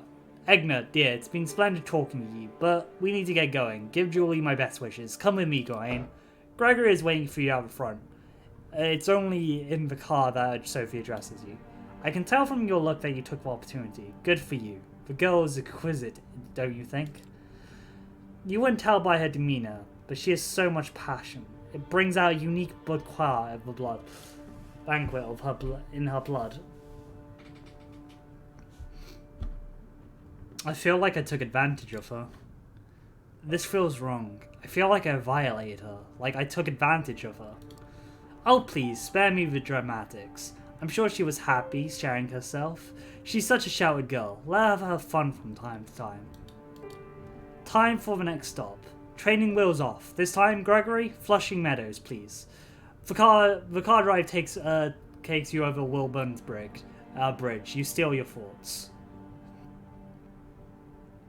What did you do to the people back there?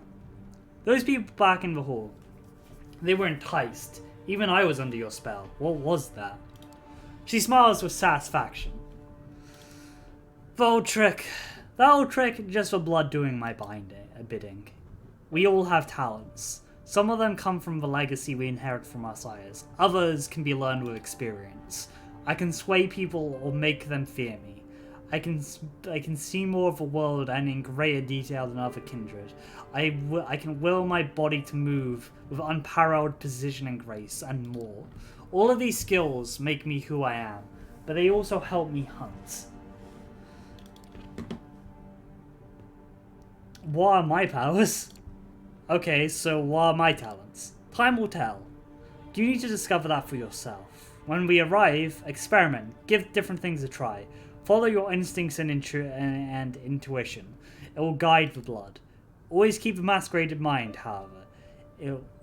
It is all fine if we can disappear in plain sight or command animals with our minds, but save those overt talents for the right place and time. It only takes you half an hour to read. None of the clans you can play in this game have animals and obfuscate. Hang on a second. Yeah, none of them do. I'm just going to take another sip. I apologize if you can hear it.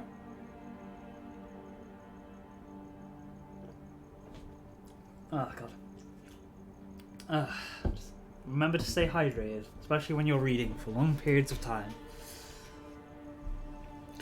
It only takes half an hour for you to reach the park at this time of night. Both of you and Sophie leave the car and Gregory left the car behind to find a parking spot and keep an eye on the car. Sophie seems deep in thought, taking in the surroundings with a dreamy glaze. The sky is surprisingly clear tonight. The stars are barely visible in the light pollution of the sea.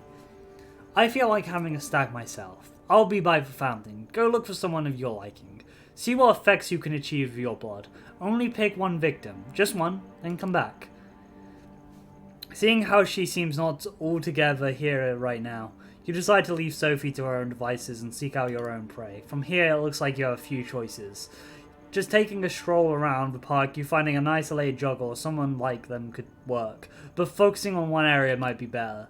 New York State Pavilion might be a secluded spot. There's a skate park nearby. In worst case scenario, you're bound to find there's bound to be someone unfortunate window about. Or maybe the tennis court nearby. The lights coming off there to be something might be playing a late night match. They won't be alone, but they might be tired and let their guard down. As these scenarios play out in your brain, you realize trying to assault strangers in the middle of night. It's a weird way to be, but how familiar the hunger prompts you to act. We're gonna.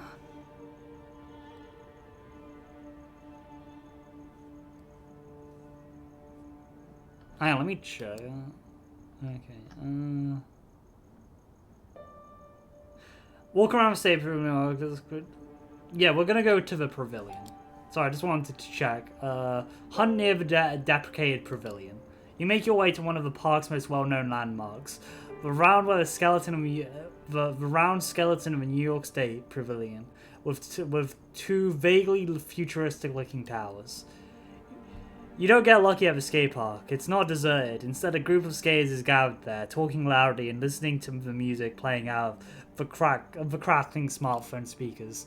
Deciding to have a quick look around, you identify a potential victim. A sleeping bag lady leaning on the back of a bench. A shopping cart full of what looks like trash nearby. One of these sites might be a right opportunity to take. We're gonna use presents and grab one of the skaters' attention because I don't feel right sleeping on a homeless person. Gotta be honest. You think back to what Sophie did in the hall, how she managed to focus the attention of the entire gathering on her. Might be a tall order for you, but a single person could be doable. You single out the guy who's talking away on his phone with a gathering. He's having a heated discussion with somebody, a relative, a partner. It's not going well. This talk's over. I said shut the fuck up. Hey, you hearing me? Shut up. Call me when you get some fucking sense into your stupid brain, okay? He ends the call abruptly and almost throws his phone to the ground in frustration. Rough night? Rough night? He gets an angry expression on his face and tears well in his eyes. But he's giving you a curious look and even a bit of a shy smile. Yeah, you could say, oh, what's up?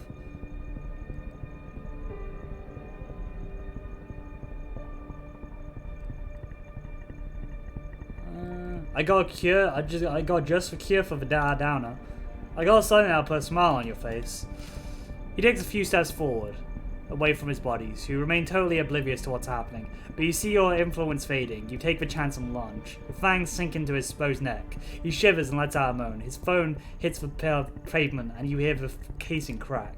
The blood tastes like a clash of hot emotions and melancholy, laced with artificial stimulants you can't quite place. An energy drink, a recreational drug. It's a strange mix.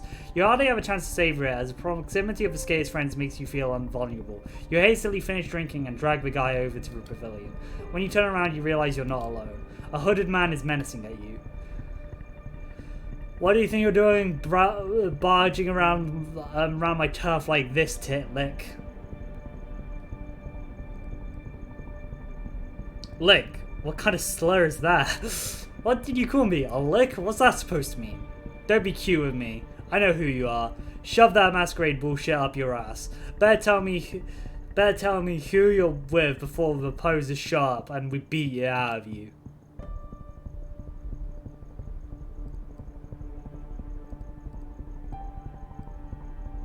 Big talk coming from a chump. Yeah, we'll go to that. You talk big. I'm thinking you're just a chump. Want to prove me wrong? You tense up, giving extremely nasty looks and bares his fangs. You don't want to push your luck, dumb fuck. My crew is one earshot away, and you are D-O-N-D. Done. Get what I'm saying? So if you want to dance, let's dance. Once I'm through, I'm gonna head over to Kana, and you're gonna be sorry I didn't finish you off instead.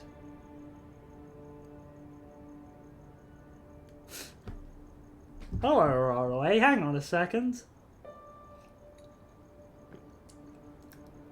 Oh, we're gonna tag him. You decide that the time for talk is over. You rush him and throw him off his balance, landing on the ground. He's fast, but he's weak. The brawl takes a bit out of both of you. Suddenly you hear footsteps closing in. The thug is snatched away from you. He hits a tree hard before you can recover. A sharp piece of wood pierces his chest. It's Gregory, Sophie's driver, who deals the blow. The hoodlum is rendered inert. His eyes remain open, but does not move and does not protest when Gregory pushes him over his shoulder. Miss Langley is waiting for us. Come on, before your snack wakes up. He points to your victim, who is coming to, and gives you a somewhat snarky smile, then breaks into a swift walk towards the Unisphere. I had him on the ropes. I didn't need your help, I had him on the ropes. I'm sure you could handle him just fine, but Miss Langley asked me to look out for you. She suspected you'd get in trouble. He seems to realize he might have said too much and just keeps walking, somewhat embarrassed. You reach the Unisphere together with the hoodlum in tow. Two figures are now visible near the sculpture, a man and a woman, tangled in a passionate embrace. No, not exactly, it's Sophie feeding. But with this whole scene it's set up, it looks like a pair are getting intimate in public. She pulls off him like she's done this 1,000 times before.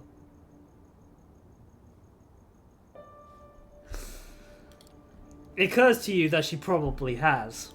The man is unsure on his feet, so as she lets go of him and leads him towards a nearby bench. Noticing you, she whispers something to his ear, leaving him. She nods as Gregory as you approach. And what do we have here? Did that kindred give you trouble, Gawain?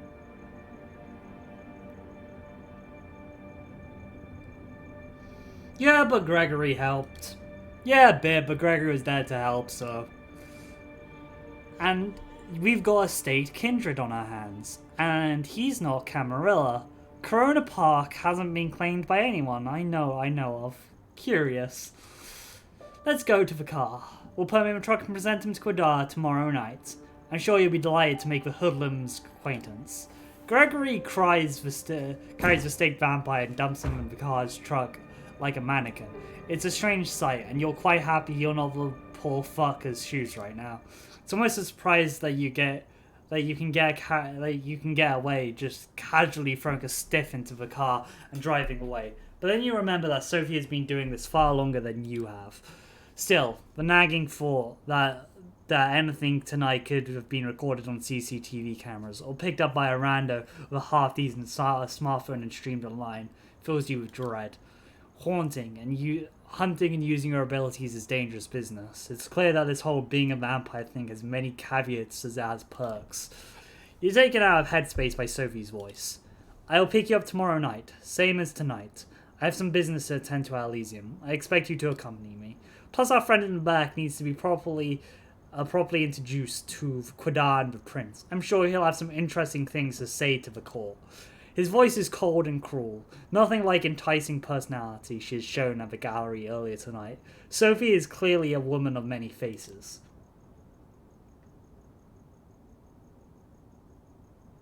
What's going to happen to him? What's going to happen to him?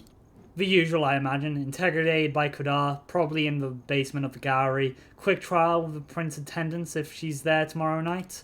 A swift execution as the verdict. This all sounds eerie familiar to you, and you can't help but feel a pang of guilt when you think about what awaits this guy tomorrow night. You haven't told me about how your hunting went. Getting the hang of it, I would hope? I think so, yeah. I'll cope. I'm glad. She doesn't question you further. She seems distracted. Nor there. Her thoughts drift and the car remains silent until you reach her apartment. I'll pick you up tomorrow evening. Good night. Just like that, without any further courtesy, Sophie leaves, driven by her apartment by Gregory, with her body in the trunk, right in the middle of Manhattan. Did you cross paths with a situation like this in the past unknowingly? What other secrets did you pass on the street without knowing their true nature? Your haven is just as you left it 6 hours ago. Although the sun will come up for some time. You feel tired. Learning about yourself today, and it will take some time to process. You're not in the mood for television, and a few books on the shelves in the apartment are either in languages you don't speak, or sound like boring reads. Nothing left to but to rest. You settle in the back room, lock the door, and a moment hesitation, but then a decision. This time, you turn off the light. You think back to Julie. How many people in the city know about vampiric society? How many willingly accomplice in sustaining it? And then and the thug you met in the park. He's not Camarilla. Then what is he? Are they independent vampires? How does that work? More questions. You begin wondering if you're ever going to be a knight that you can start crossing them off the list instead of adding to them. You close your eyes. You sink into a now familiar void of nothing. It greets you with open arms like an old friend. Oop. Hit the rest button because apparently, that needs a button push. I mean, it's a good place to save, actually. You open your eyes. It's pitch dark in here. The blackness of the coffin drifts in and out of the abyss. Alright, the light. You gasp for the light switch, flip it. The familiar cramped room with steel door and no windows comes into view. You emerge from your bedroom fully awake, just like yesterday. This time, however, Sophie is waiting for you, comfortably sitting on the sofa in your living room space. A book in her hand, The Melancholy of Resistance, the title Sean brand. Good evening, Gawain. Sorry to keep you waiting. To be fair, I haven't been here long. I was enjoying reminiscing about the time when I called this my haven. The decor was much different, of course. Come, we have an appointment. I've received word from Asylum would be called again tonight on account of your unruly friend in Corona Park. This should be a great opportunity for you to mingle. She keeps walking as you walk downstairs and gets into the car. Gregory gives you a slight nod and a small smile as you opening the back door for Sophie. He starts the car and when you take your seat in the back. Most of the Primogen Council is bound to be there, at least those who usually attend. Probably some of the important personalities you'd be well to learn about. More politics, great. Sounds delightful. You should get used to it. We kindred love scheming, and our nightly dense macabre. Here in New York City, it's relatively local and harmless, all told. Times are changing, though. She stops herself, and seemingly gathers her thoughts for some moments, while shooting you a scrutinizing glance in the rearview mirror. There are power plays put in motion, even centuries ago, which only are bearing fruit. Being immortal gives us plenty of time to think about our next move on the chessboard. It wouldn't hurt to start thinking about yours, as long as you would discuss it with me, of course. At any rate, you should behave yourself tonight. Remember how I told you about reflecting on me as a patron? I have a reputation to uphold in the court. Do not tarnish it. There is. She might have saved you, but she's protecting you and teaching you. She might have saved you, she might be protecting and teaching you, but it's clear she's really concerned. Her own interests. You step into the R-hole with something of a bad memory. Something of a bad memory. Last time you were here, the entire world had been turned upside down and your existence nearly ended. But tonight, there is very little outward hostility. Yes, Kodar gives you a look that's definitely intended to remind you of your place. But the prince, she's also intended, seeming pleased to see you. Welcome, Sophie. Gawain, did I get that right? Good evening to both of you. I understand there is somebody else you wish to present to the court tonight. Yes, Prince. They'll be joining us shortly. My assistant is retrieving them presently. This better be worth the prince's time, Langley. The prince gives Kodar a cold glare. Forgive the sheriff's harshness. He is practically foul mood tonight. Something to do with Gawain's baguette eluding his grasp. Ouch, that must have hurt his ego, even if his only reply is a crooked smile. Mention of your sire makes you come back to the talk of his huge societal norms and the slow movement of status quo you enjoyed back in the club. You look at it now, behaved, agreeable. She likely wouldn't be happy with this whole setup. Prince, court, hierarchy, titles, and hey, she's gone, probably forever. If you ever break out of this, it'll be on your own. Flaring up of whispers around the gallery hall breaks out as your thoughts. Gregory enters the room, jumpsuit-clad, inert vampire, still staked on his shoulder, shows about to start. Sophie Driver places his charge in the middle of the room and nods respectfully to Kodar. The sheriff approaches the vampire and removes a stake from his chest. The captive's eyes flicker to life, and he starts looking around in disbelief. Like a cornered animal, he backs up on all fours, keeps going in circles until he realizes he is trapped. Kodar steps onto the man's chest and pins him to the floor. Why, who do we have here? Oh fuck, oh shit, no, come on, don't. Silence. The sheriff takes on an aura of utter dread. He appears as if the primal force of nature that's out to get you. There's absolutely nothing but to shrivel in terror. The beast inside you shrieks, and you could swear it happened in unison. The instincts of some of the other guests here tonight.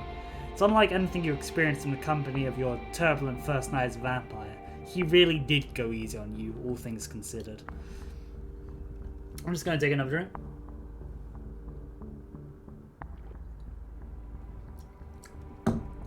God, that's a little better.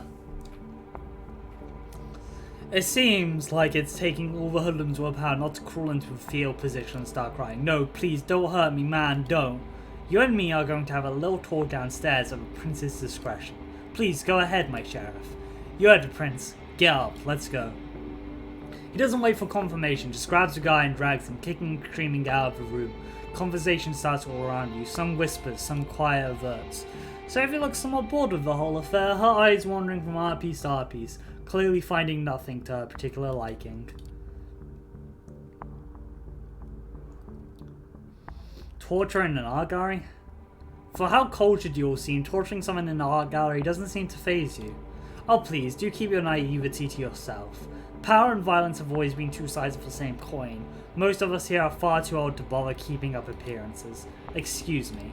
Sophie leaves your side and goes to a corner of the gallery, where a group of kindred, seemingly pretty old-fashioned, gather. A congruence offers you a drink, still warm, it smells nice. Just a sip to start you off. A splash on your palate, coating your tongue, and the inside of your cheek, nourishment. You're left to your own devices. You have a quick look around. The prince is currently talking to a dark-skinned woman.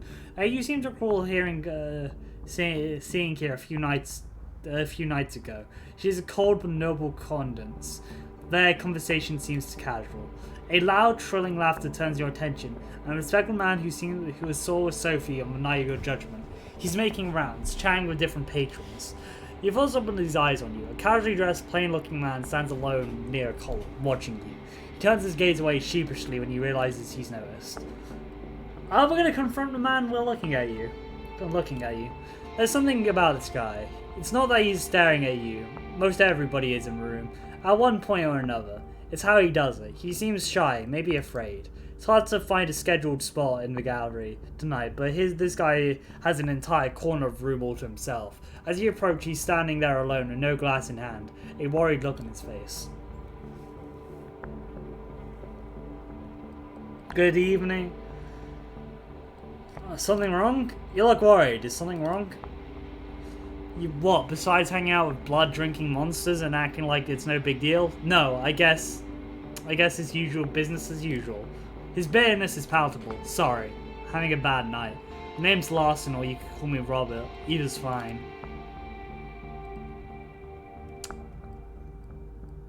Why are you standing here alone like this? Why are you standing around by yourself like this? I'm not hugely liked in these parts. I'm surprised you wanted to talk to me. Then again, you're new, so you probably don't know. I'm one of the Prince's Penhard's primogens. I'm here on business. In case the Prince requires my insights, usually it's so she can hear me out before ignoring me. Sure, if you're paying attention the other night. Not sure if you were paying attention the other night, but the Prince mentioned diverging opinions on whether you should be executed or not. That was me. I was the diverging opinion. Wow, thank you. That's huge. Thank you. If it didn't change, even if it didn't change the Prince's mind. Yeah, that's usually how it goes. Listen, I don't want to be rude, and I appreciate you reaching out, but word of advice, stay away from me. Many vampires in this sect regard my position as primogen to be a kind of joke, you know? You talk to me, they'll notice, and they'll hold it against you. You have a quick look behind you and see a few kindred shooting curious glances. One woman in a particular, a redhead boasting fanciful hairstyle, watches you disapprovingly. Some of them already do, I imagine. Excuse me, I need to try to get a word in with a few primogen members before Quidard returns. Enjoy your night. With a critical look, a few kindred to keep you company, you start thinking about who to pursue next.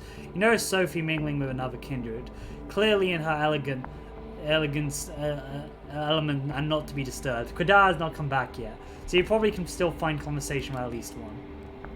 We're going to try to talk to the Prince. You approach the Prince, trying to stay as respectful of her private conversation as possible. She glances at you as you step forward, her scrutinizing gaze mimicked by her companion. She addresses the dark-skinned woman before turning to you. Excuse me a moment, Samaria. Yes, Gawain, what is it? I want to ask about the Camarilla. Sophie told me about this society,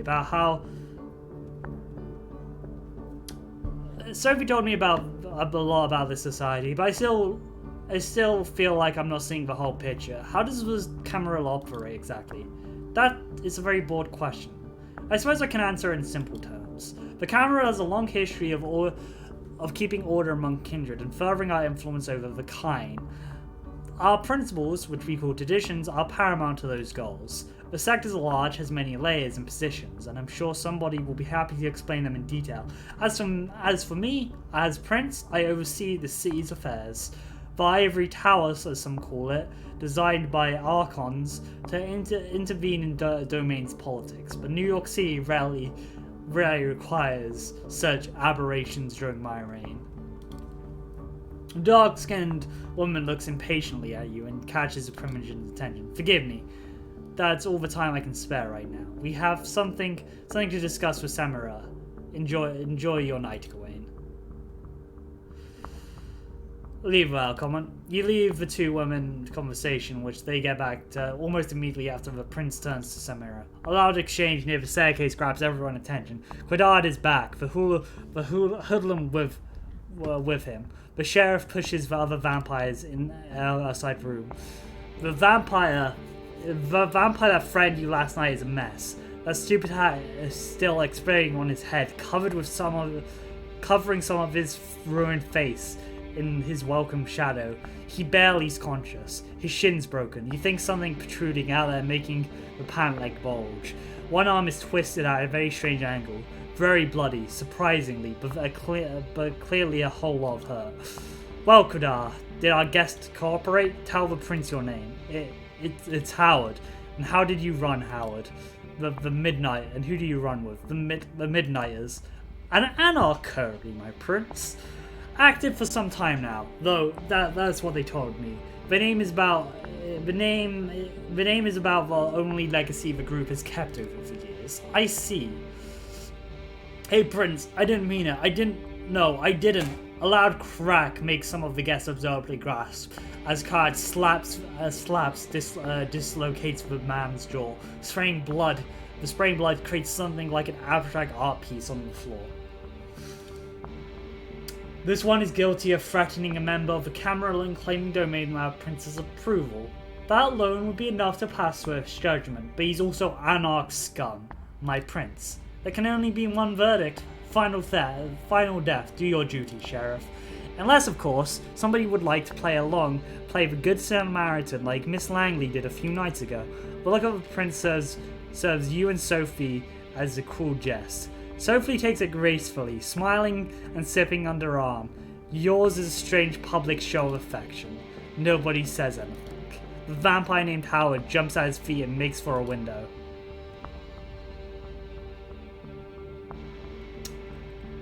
Do not intervene.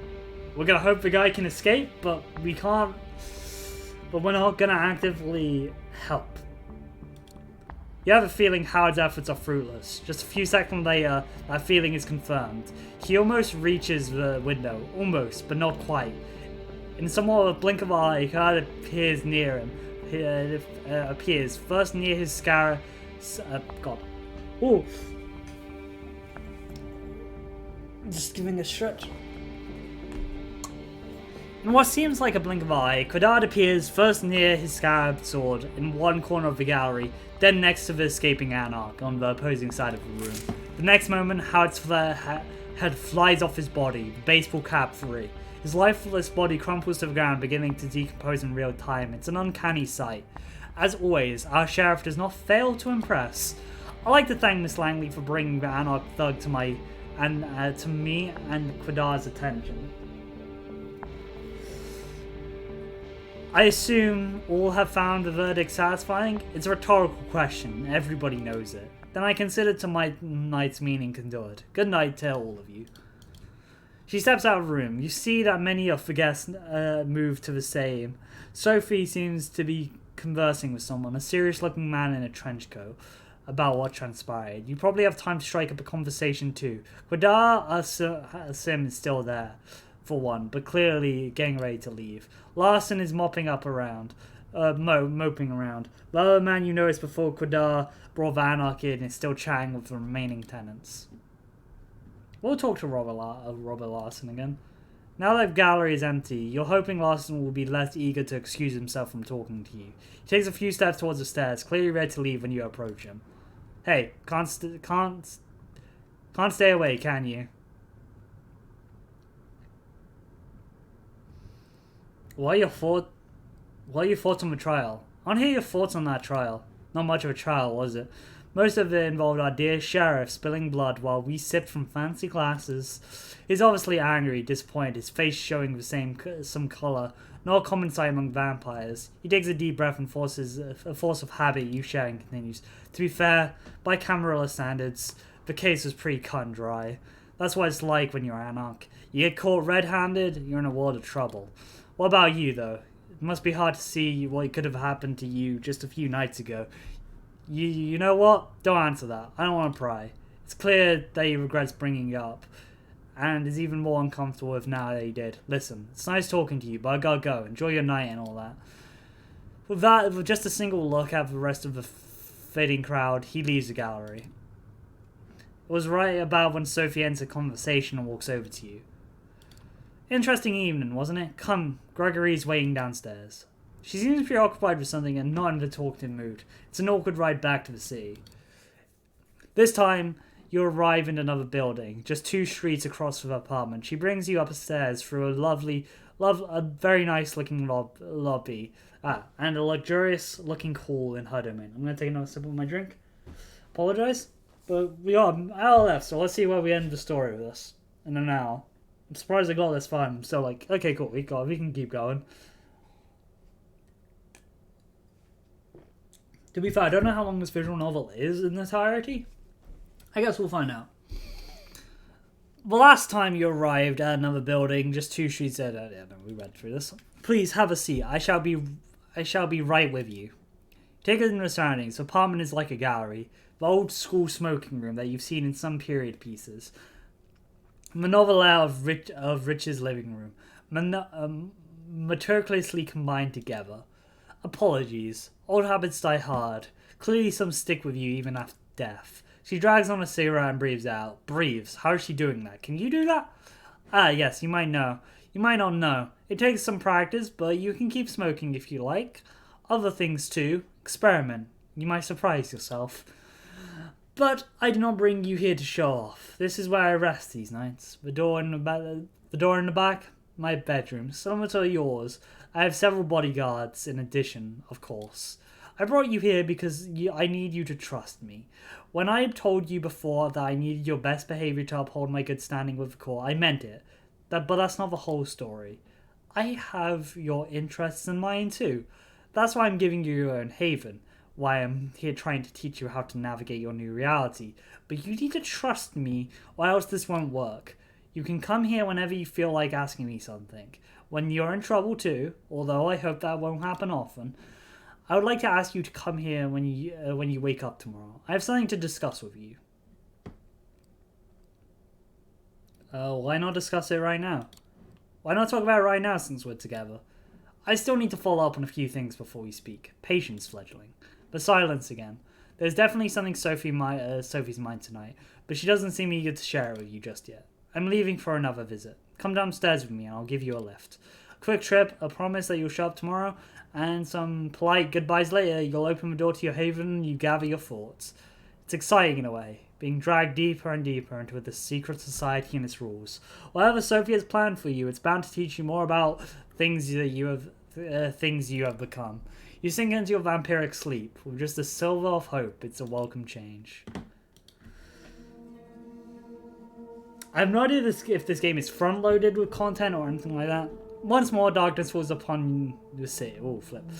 You wake up the same as you have for past nights, in a windowless room. You pry open the reinforced steel door and look out of the windows. Inevitably, a sky buffet of sunlight. And then it hits you, the hunger. For a moment, you wonder to yourself if you ever come a night when it's not there. Given what you've learned so far, you probably have much of a chance kickstarting your heart with jump cables. You lock the door behind you and head over to Sophie's apartment. You did promise to call on her. Might as well not keep the lady waiting. And hey, what else are you gonna do? Call Jess? Yeah, right. What'd you tell her? Even if she picked up, she'll probably use that opportunity to stick some more needles in you. Or worse, persuade you to come back. Or go back to work. Yeah. Who are you kidding? HR probably found a replacement the day you weren't missing. Nobody there cares if you were kidnapped or turned into a creature of the night. These thoughts put you in a weird mood. It's a strange sensation of working the crowded street, same as you've always many times before, but feeling so disconnected. All these people, you're not one of them anymore. Not anymore. You're a vampire, you're a kindred, and you need to carve your own path in this strange new existence. One way or another, appropriate enough, you arrive at Sophie's building just as the thoughts crosses your mind. A quick word with a security guard and you'll enter the elevator. Apparently Miss Langley is expecting you. Of course she is. You knock and wait, patiently as the footsteps of the other side grow closer. The door opens and Gregory, Sophie's driver, invites you in. You find the lady herself standing by the window, silhouetted against the city's night glow. She stares out, motionless, like a marble statue.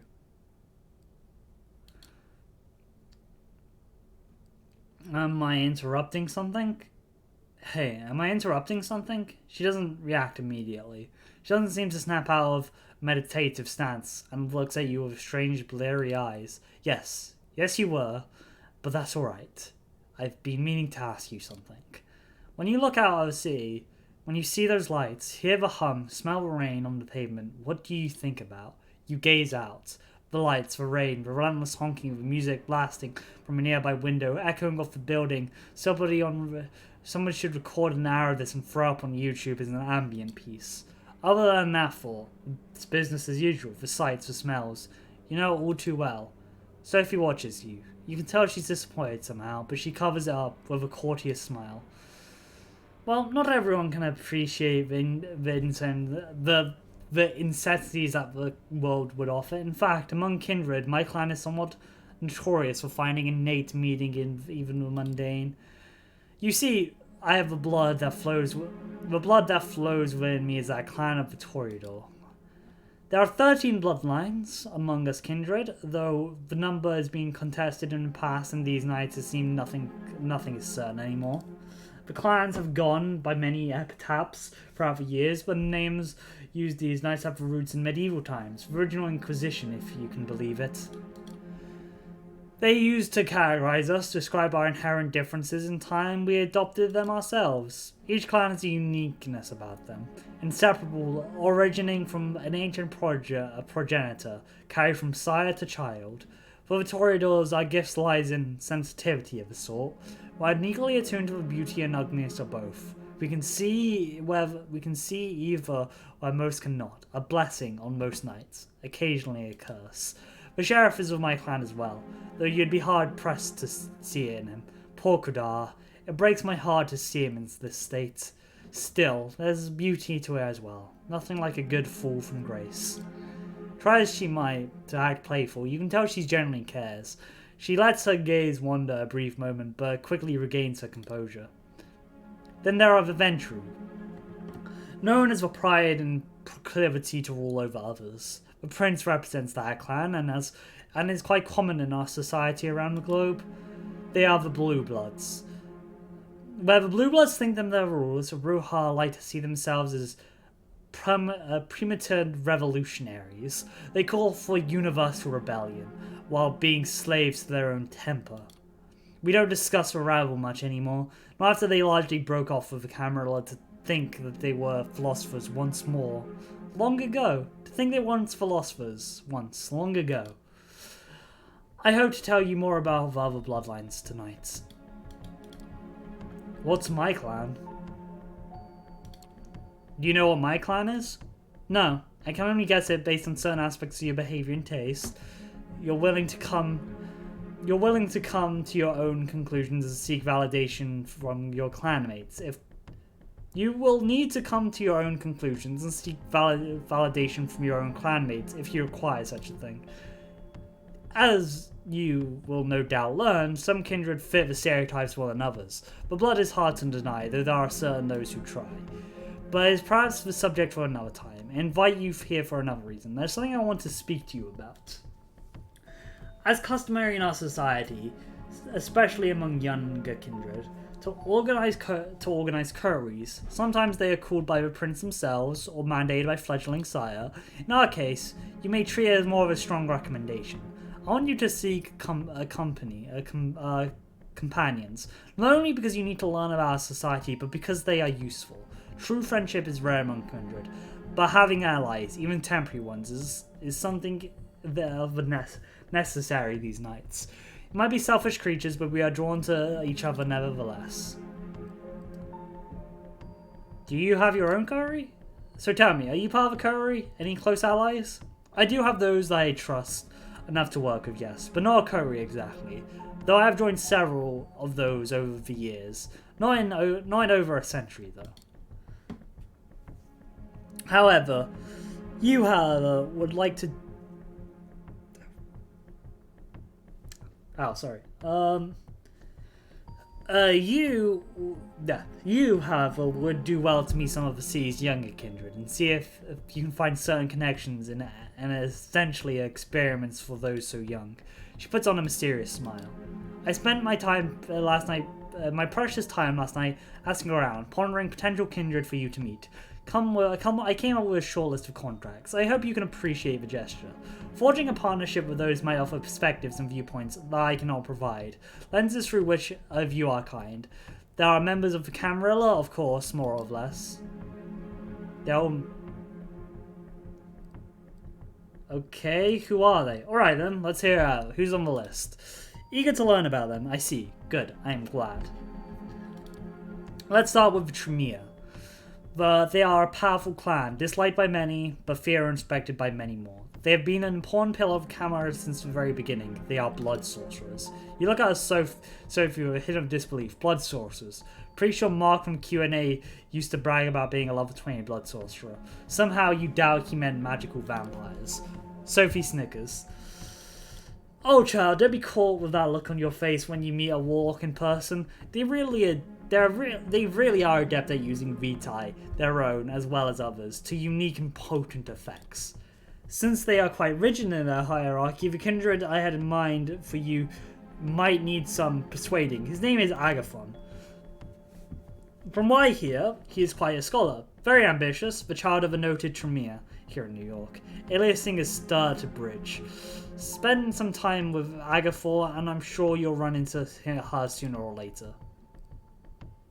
Blood magic, intriguing. The whole blood magic thing sounds intriguing. Oh yes, fascinating. It is a well-kept secret of a Tremere. Don't expect them to share it right away. Some things have to be earned. Anyway, if you wish to contact the young Tremere, I hear you could find him in a New Age bookstore in Broadway. The Tremere have one of their workshops there. Gregory will give you the details. Now, the next recommendation comes with a bit of a caveat. As you call me saying most bloodlines have a unique feature that might not be obvious at first glance. There is one clan whose members wear this curse on their sleeves, the Nosferatu. Man, what's with the goofy names? Guess they're really big on Blue Oyster Cult. I don't know what that reference is.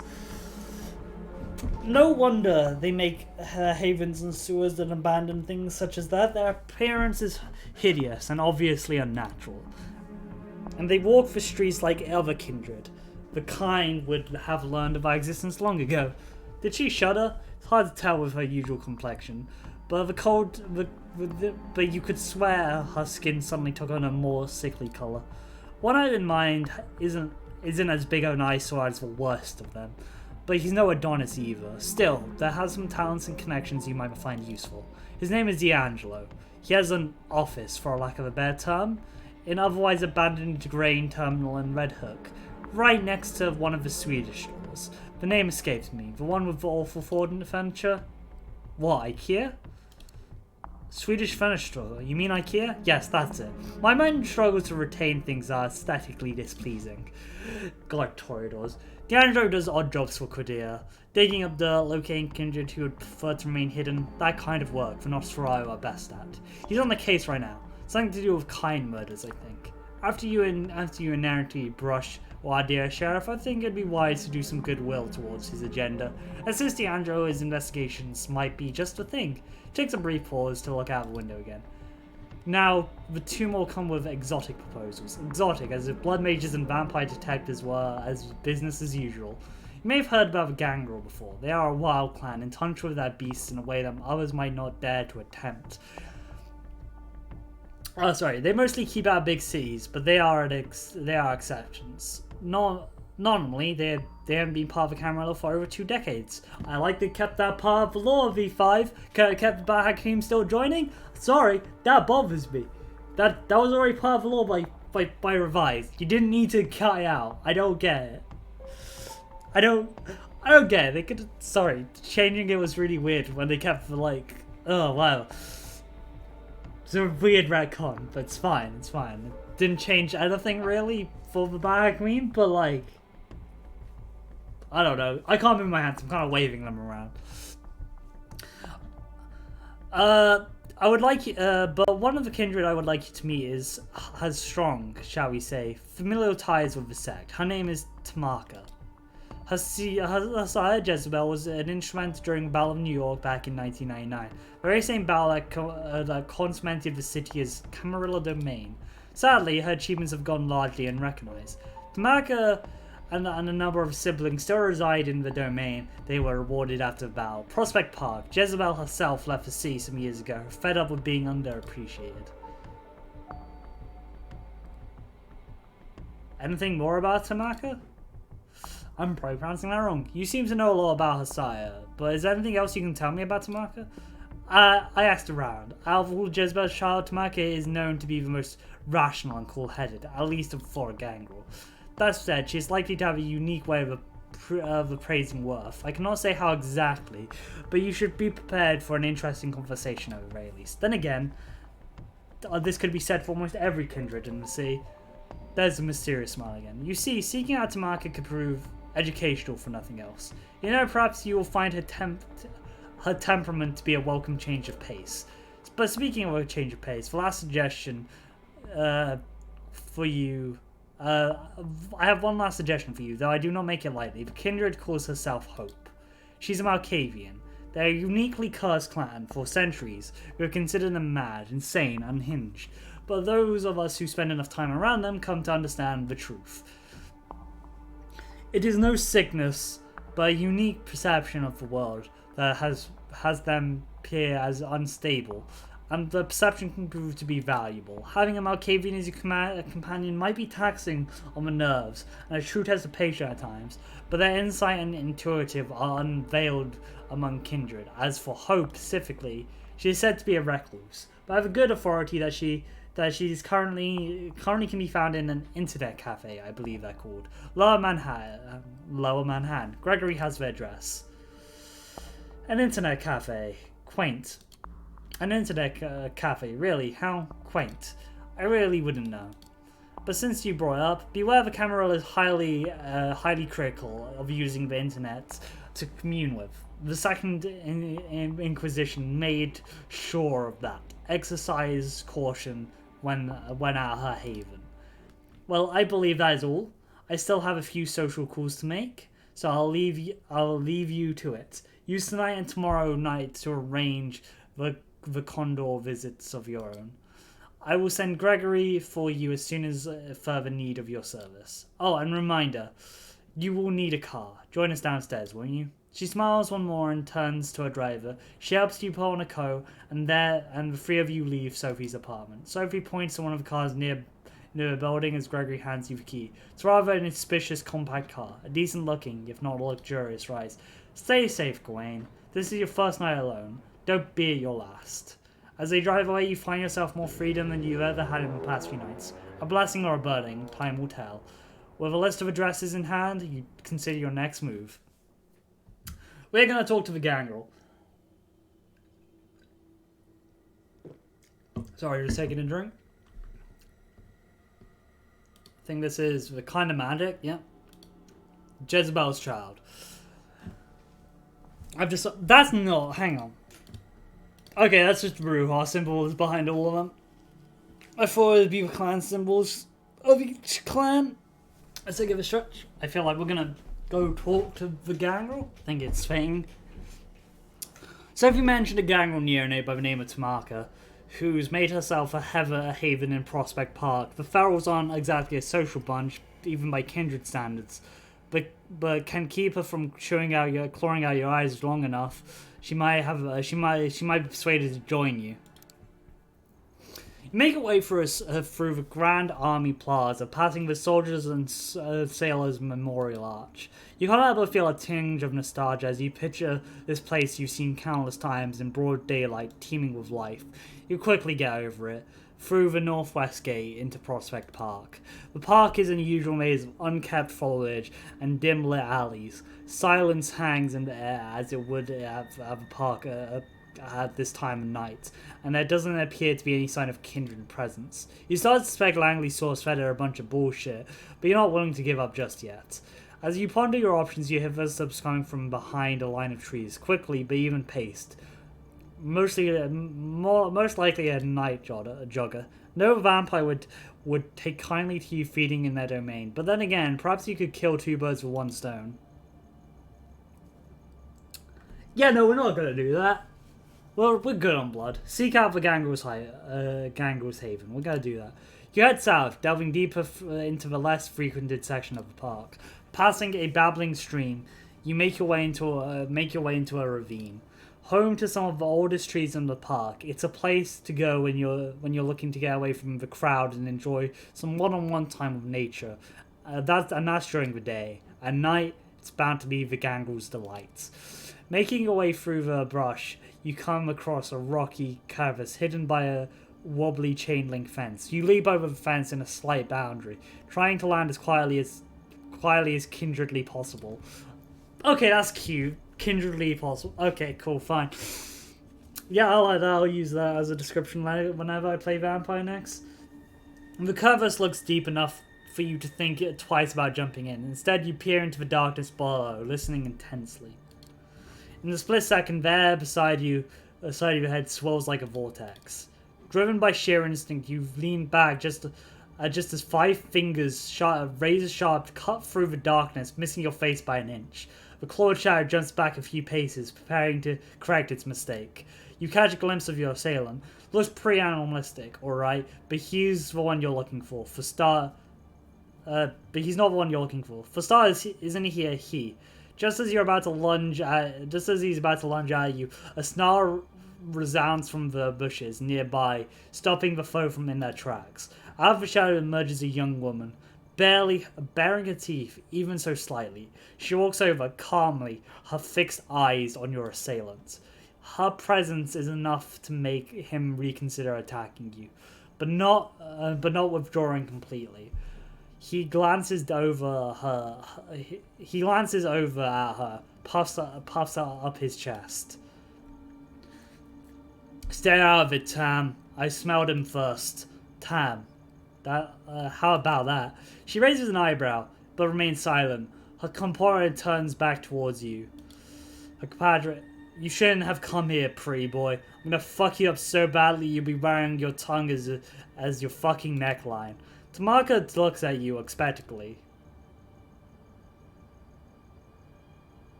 So you can bark. Let's see if you can bite. Alright, boy. Let's see if you can bite as hard as you can bark. Clearly taken aback, he looks over to Tamaka as seeing you for judging your reaction. Guess I know who the alpha is. Guess I know who the alpha is around here. Barely visible smile creeps across Tamaka's lips. The man narrows his eyes. You can't really see it, but you can bear the hair on the back of his neck stood up. Shut your fucking mouth, pretty boy. You should have ran when you had the chance. A fierce growl echoes across the alley, stopping the savage in his tracks. Tamaka walks over to her comrade, her fangs glistening in the dim lamplight. She puts her hand on the side of his head, caressing his hair and tugging at his ear, as if he was scolding a puppy. She leans over and speaks in a voice that's firm, yet oddly affectionate. It's okay, Raoul. I'll handle it from here. The male gangrel looks at her with a mix of timidity and resentment. Then he turns back towards you. You want to waste time on this asshole, Tam? Be my guest. Having said his piece, Raoul retreats into the shadows, almost as though, although if you were to guess, he's likely stays within earshot. With her companion gone, Tamaka turns to you once more. What do you want?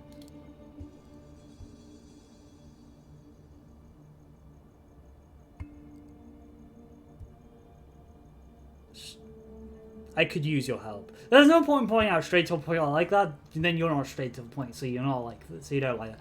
I could use your help. Short story, I'm new here, I'm looking for a chance to leave my mark, maybe shake things up a bit in the process. I could use your help. Why me? Why not? Why not? An inkling of a smile creeps across her lips. Let's get one thing straight. If you're looking for a hired gun, I'm not the type. This is a different... I'm not hiring. I'm not hiring you. I'm offering my help. You should even... should you ever need it. And in time, perhaps also my friendship. Do I strike you as someone who needs a friend?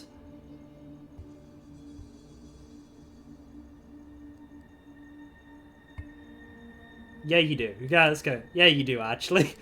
For the first time tonight, she seems caught off guard. You decide to press her advantage. I know it's not much. Look, I know it's not much, but I sure as hell could use someone to watch my back, so I could watch theirs. So what do you say? For a brief moment, she stands there, motionless, looking straight into your eyes, as if trying to size you up. Finally, she looks away. It's like she's coming to a decision. Just so that we're clear, I don't trust you. I have no reason to. Frankly, you sound more lost than I am. Still, you have an earnest look about you. Naive, almost. I can tell you believe what you're saying. so I'll give you a chance to prove yourself. I have some outstanding business to take care of. I'll let you know once we're done. Meet me here, and we'll see what you're really made of. I have some. Whoops, sorry. Let me read through that again. I have some outstanding business to take care of. I'll let you know once that's done. Meet me here, and we'll see what you're really made of. And with that, Tamaka disappears into the night. That went pretty well, all things considered.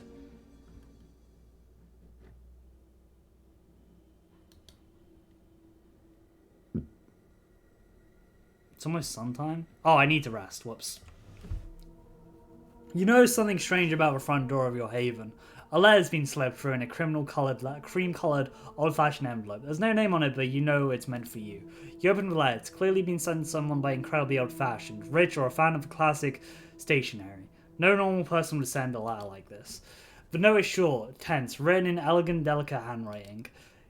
You're cordially invited to rendezvous at the Cathedral of St. John of the Divine. I'll be waiting for your acquaintance tonight. Look for me closer to God. There's no information. It looks like you have a mysterious invitation for the following night.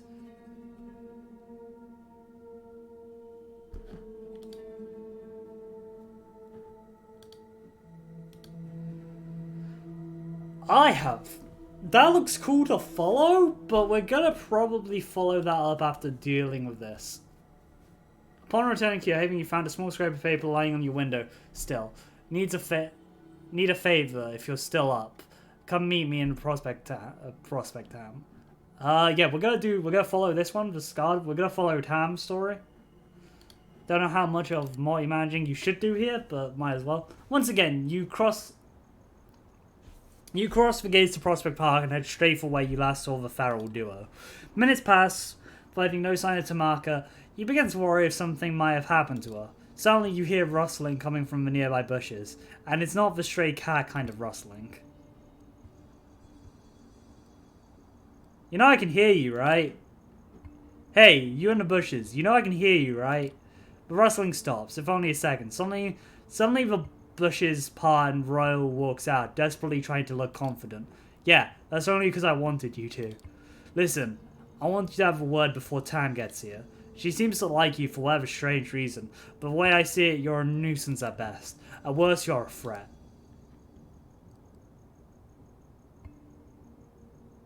You don't like me, got it. I get it, you don't like me. Forgive me if I don't lose sleep over it. You should be. Because when I don't like someone, I do something about it, and it's usually not present. Tamaka's my sister, and every sense of word that counts. Anything that happens to her that I find even remotely your fault, I'm coming after you. Is that clear? Crystal, now fuck off. Yeah, we're gonna say that. I'm not your... Well... I'm not your enemy. We're gonna go with I'm not your enemy. I'm not your enemy or Tamika's. I don't think you understand. I don't give a fuck what you are. What I'm saying is, if anything happens to Mika, I'm holding you accountable. All of a sudden, the sound of footsteps reaches your ears. It's just faint enough to be ostentatious, but still loud enough to hear. You can tell whoever approaching wants to make their presence known. Both you and Real turn to see Tamika emerge from behind the old sycamore tree. It's hard to tell how long she's been listening in on your conversation. In any particular case, she walks up and speaks, addressing no one in particular. Did I miss anything? Your brother's worried about you. He seems to think I'm a bad influence. In a minute, her voice goes from mockingly sweet to stern and then kneeling. Her next words come out like a challenge. Is that true, Raoul? You think I can't take care of myself? God damn it, Tam. That's not what this is about. You know it. I know, big brother. You meant well. You always mean well. Screw it. Why do I even bother? And with that, Raoul takes his leave. Tamaka waits in silence, just long enough for you to make sure he can no longer hear and addresses you. I have a favor to ask. What is it? Okay, what is it? I have an errand to run. I was hoping you'd come with me. There's a place east of here. It's a short walk. We should be back in about 2, maybe 3 hours. 3 hours, you call that short? 3 hours, huh? You call that a short walk? Sorry, I'm used to much longer distances than that. I forgot not everyone else is. Do you think you can handle it? Should I expect trouble? Sounds kinda shitty. Should I expect trouble? You should always expect trouble. But no, I'm not planning to start any. And so you head towards the parking lot, accompanied by Tamika and a lot of unanswered questions. Following Tamika's direction, you finally arrive at the Evergreen Cemetery, one of the oldest burial grounds in Brooklyn. You enter through the southwest gate and follow your companion through the sea of tombstones. It's a nice enough place as far as graveyards go, much less homogenized than the usual flat field littering with identical markers. Tamika confidently presses on, swerving and weaving along the pre-programmed path. It's clear that she's been here more than a few times. Finally, she makes a sharp left and takes a few steps down a gravel walkway, coming to a sudden stop over a modest headstone. The inscription reads, Luca Sankan, beloved sister and daughter, born 1991, taken from us too soon. With her eyes fixed on the grave, she lets out an absent-minded utterance. I need a moment alone. Not long, 5 minutes at most. You look around and search for a good spot to wait for her as time passes. At the far end of the nearby lawn, you notice a lone bench situated under a weeping willow. Suddenly you hear a voice in distance, slowly approaching. Judging by the tone and timbre, you're guessing a couple of teenagers out to get their late-night kicks among the dearly departed. Might be a good chance to feed. Then again, just passing the time walking around the area. It's actually quite nice in a dark, somber kind of way.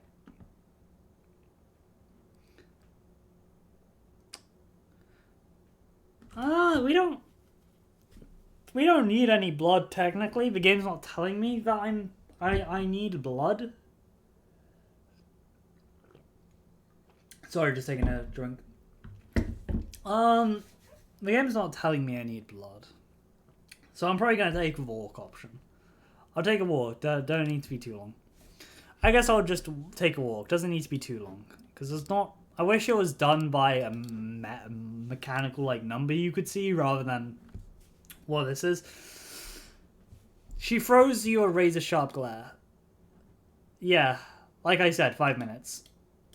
You spend a few minutes walking around, taking the sights, reading the various inscriptions on some of the older headstones. Finally, you get back to the tree, and Tamika's sitting on the bench. Without a word, you sit next to her. You look over at her, doing your best not to stare. She looks down, crossing her arms, putting on her arms on her shoulders. It's an instant. The ferocious savage disappears, replaced by a vulnerable young woman. I think I'm done. You feel like sharing? You feel like sharing? No? But I guess I owe you an explanation. She looks away. You can tell she's struggling to open up to you, so you remain silent, trying not to make her uncomfortable. I was embraced not far from here. In this cemetery, the thing spot, I suppose. It was close to a decade ago. I'd been on the road for a couple years at that point, hitchhiking from one town to another. New York was supposed to be just another stop. Then I met Jezebel. She was strong, smart, independent, seemed like someone I could trust, someone I could get close to. She never made me feel inadequate or ashamed, and she could hold on her own in a fistfight too. Funny thing though, she only wanted me to meet during nighttime. I didn't think much of it, even came up with excuses for her, busy, eccentric, whatever worked. Until one night, she sank her teeth into my neck. Sounds like quite a gal. A fire, a lover, an undead abomination.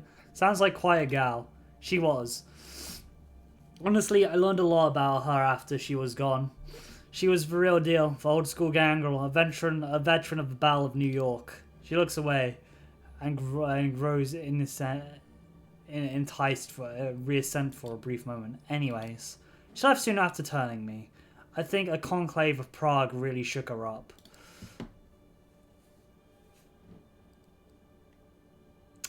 She left you alone?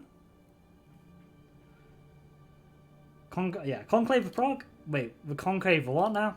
Prague. It's a city in Central Europe. It's supposed to be neutral ground. A good place to discuss politics, strategies. It ended up turning into a civil war. Next thing you know, the Anarchs were expelled from the Camarilla, all they had done for our kind, the blood they had spilled. It doesn't matter a damn thing.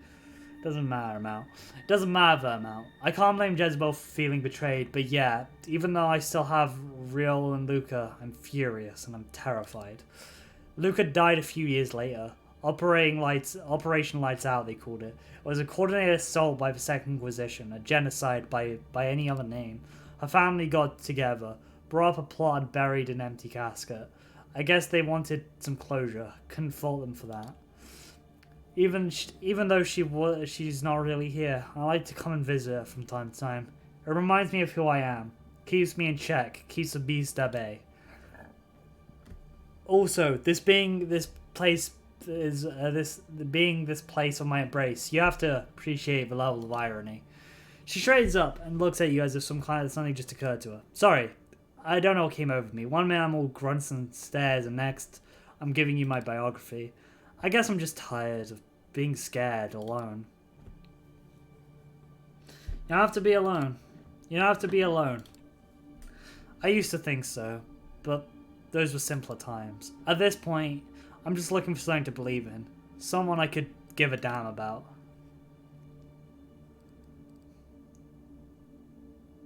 Okay, this is a heavy choice. You have me, you have Camarilla, which isn't going to work. You have Alex, which I'm a bit rough on. You have Raoul.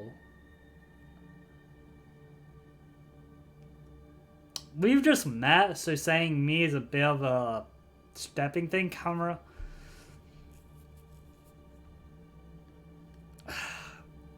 You have Raoul. I don't know this choice, actually. This one's straight out.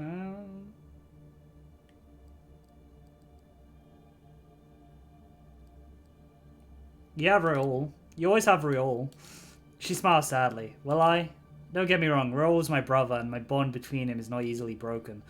But he's got ideas and ambitions of his own. He won't always be there to watch my back. I can't expect that from him.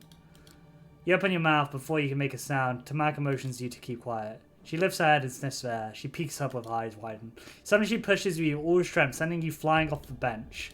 Before you had hit the ground, an immense sharp flies into the view and suddenly smashes the bench into pieces. With blood surging through your veins, you pounce to your feet. You look at the mass of fur and muscle that's nearly pulverized you. The creature raises its head and gives you a dangerous sneeze. Oh my god, is this a werewolf? It then turns to Tamaka. She seems utterly terrified, frozen in place, as if she's literally saw a ghost. You notice how the creature shifts its weight, prepared to pounce. Potence, tag the creature, sure.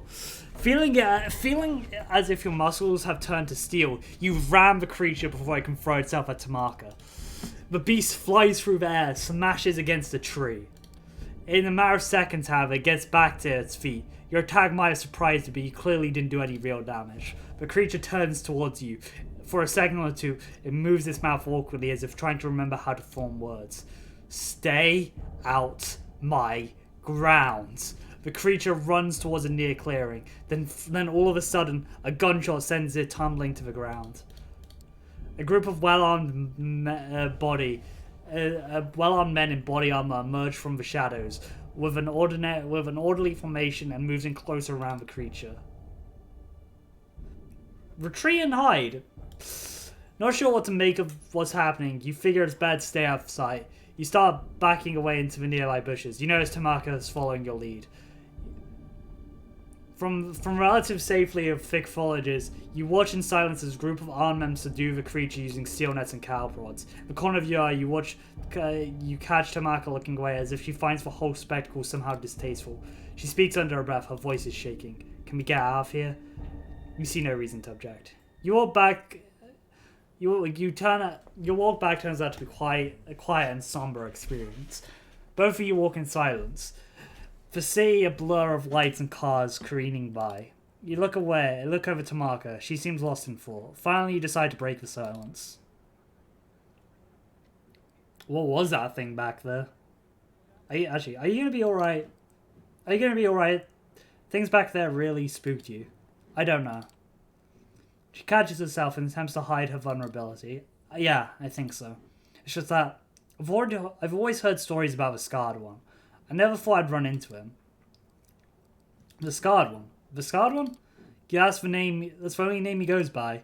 He's a cautionary tale for young gangrel. He's what happens when you let the beast take over.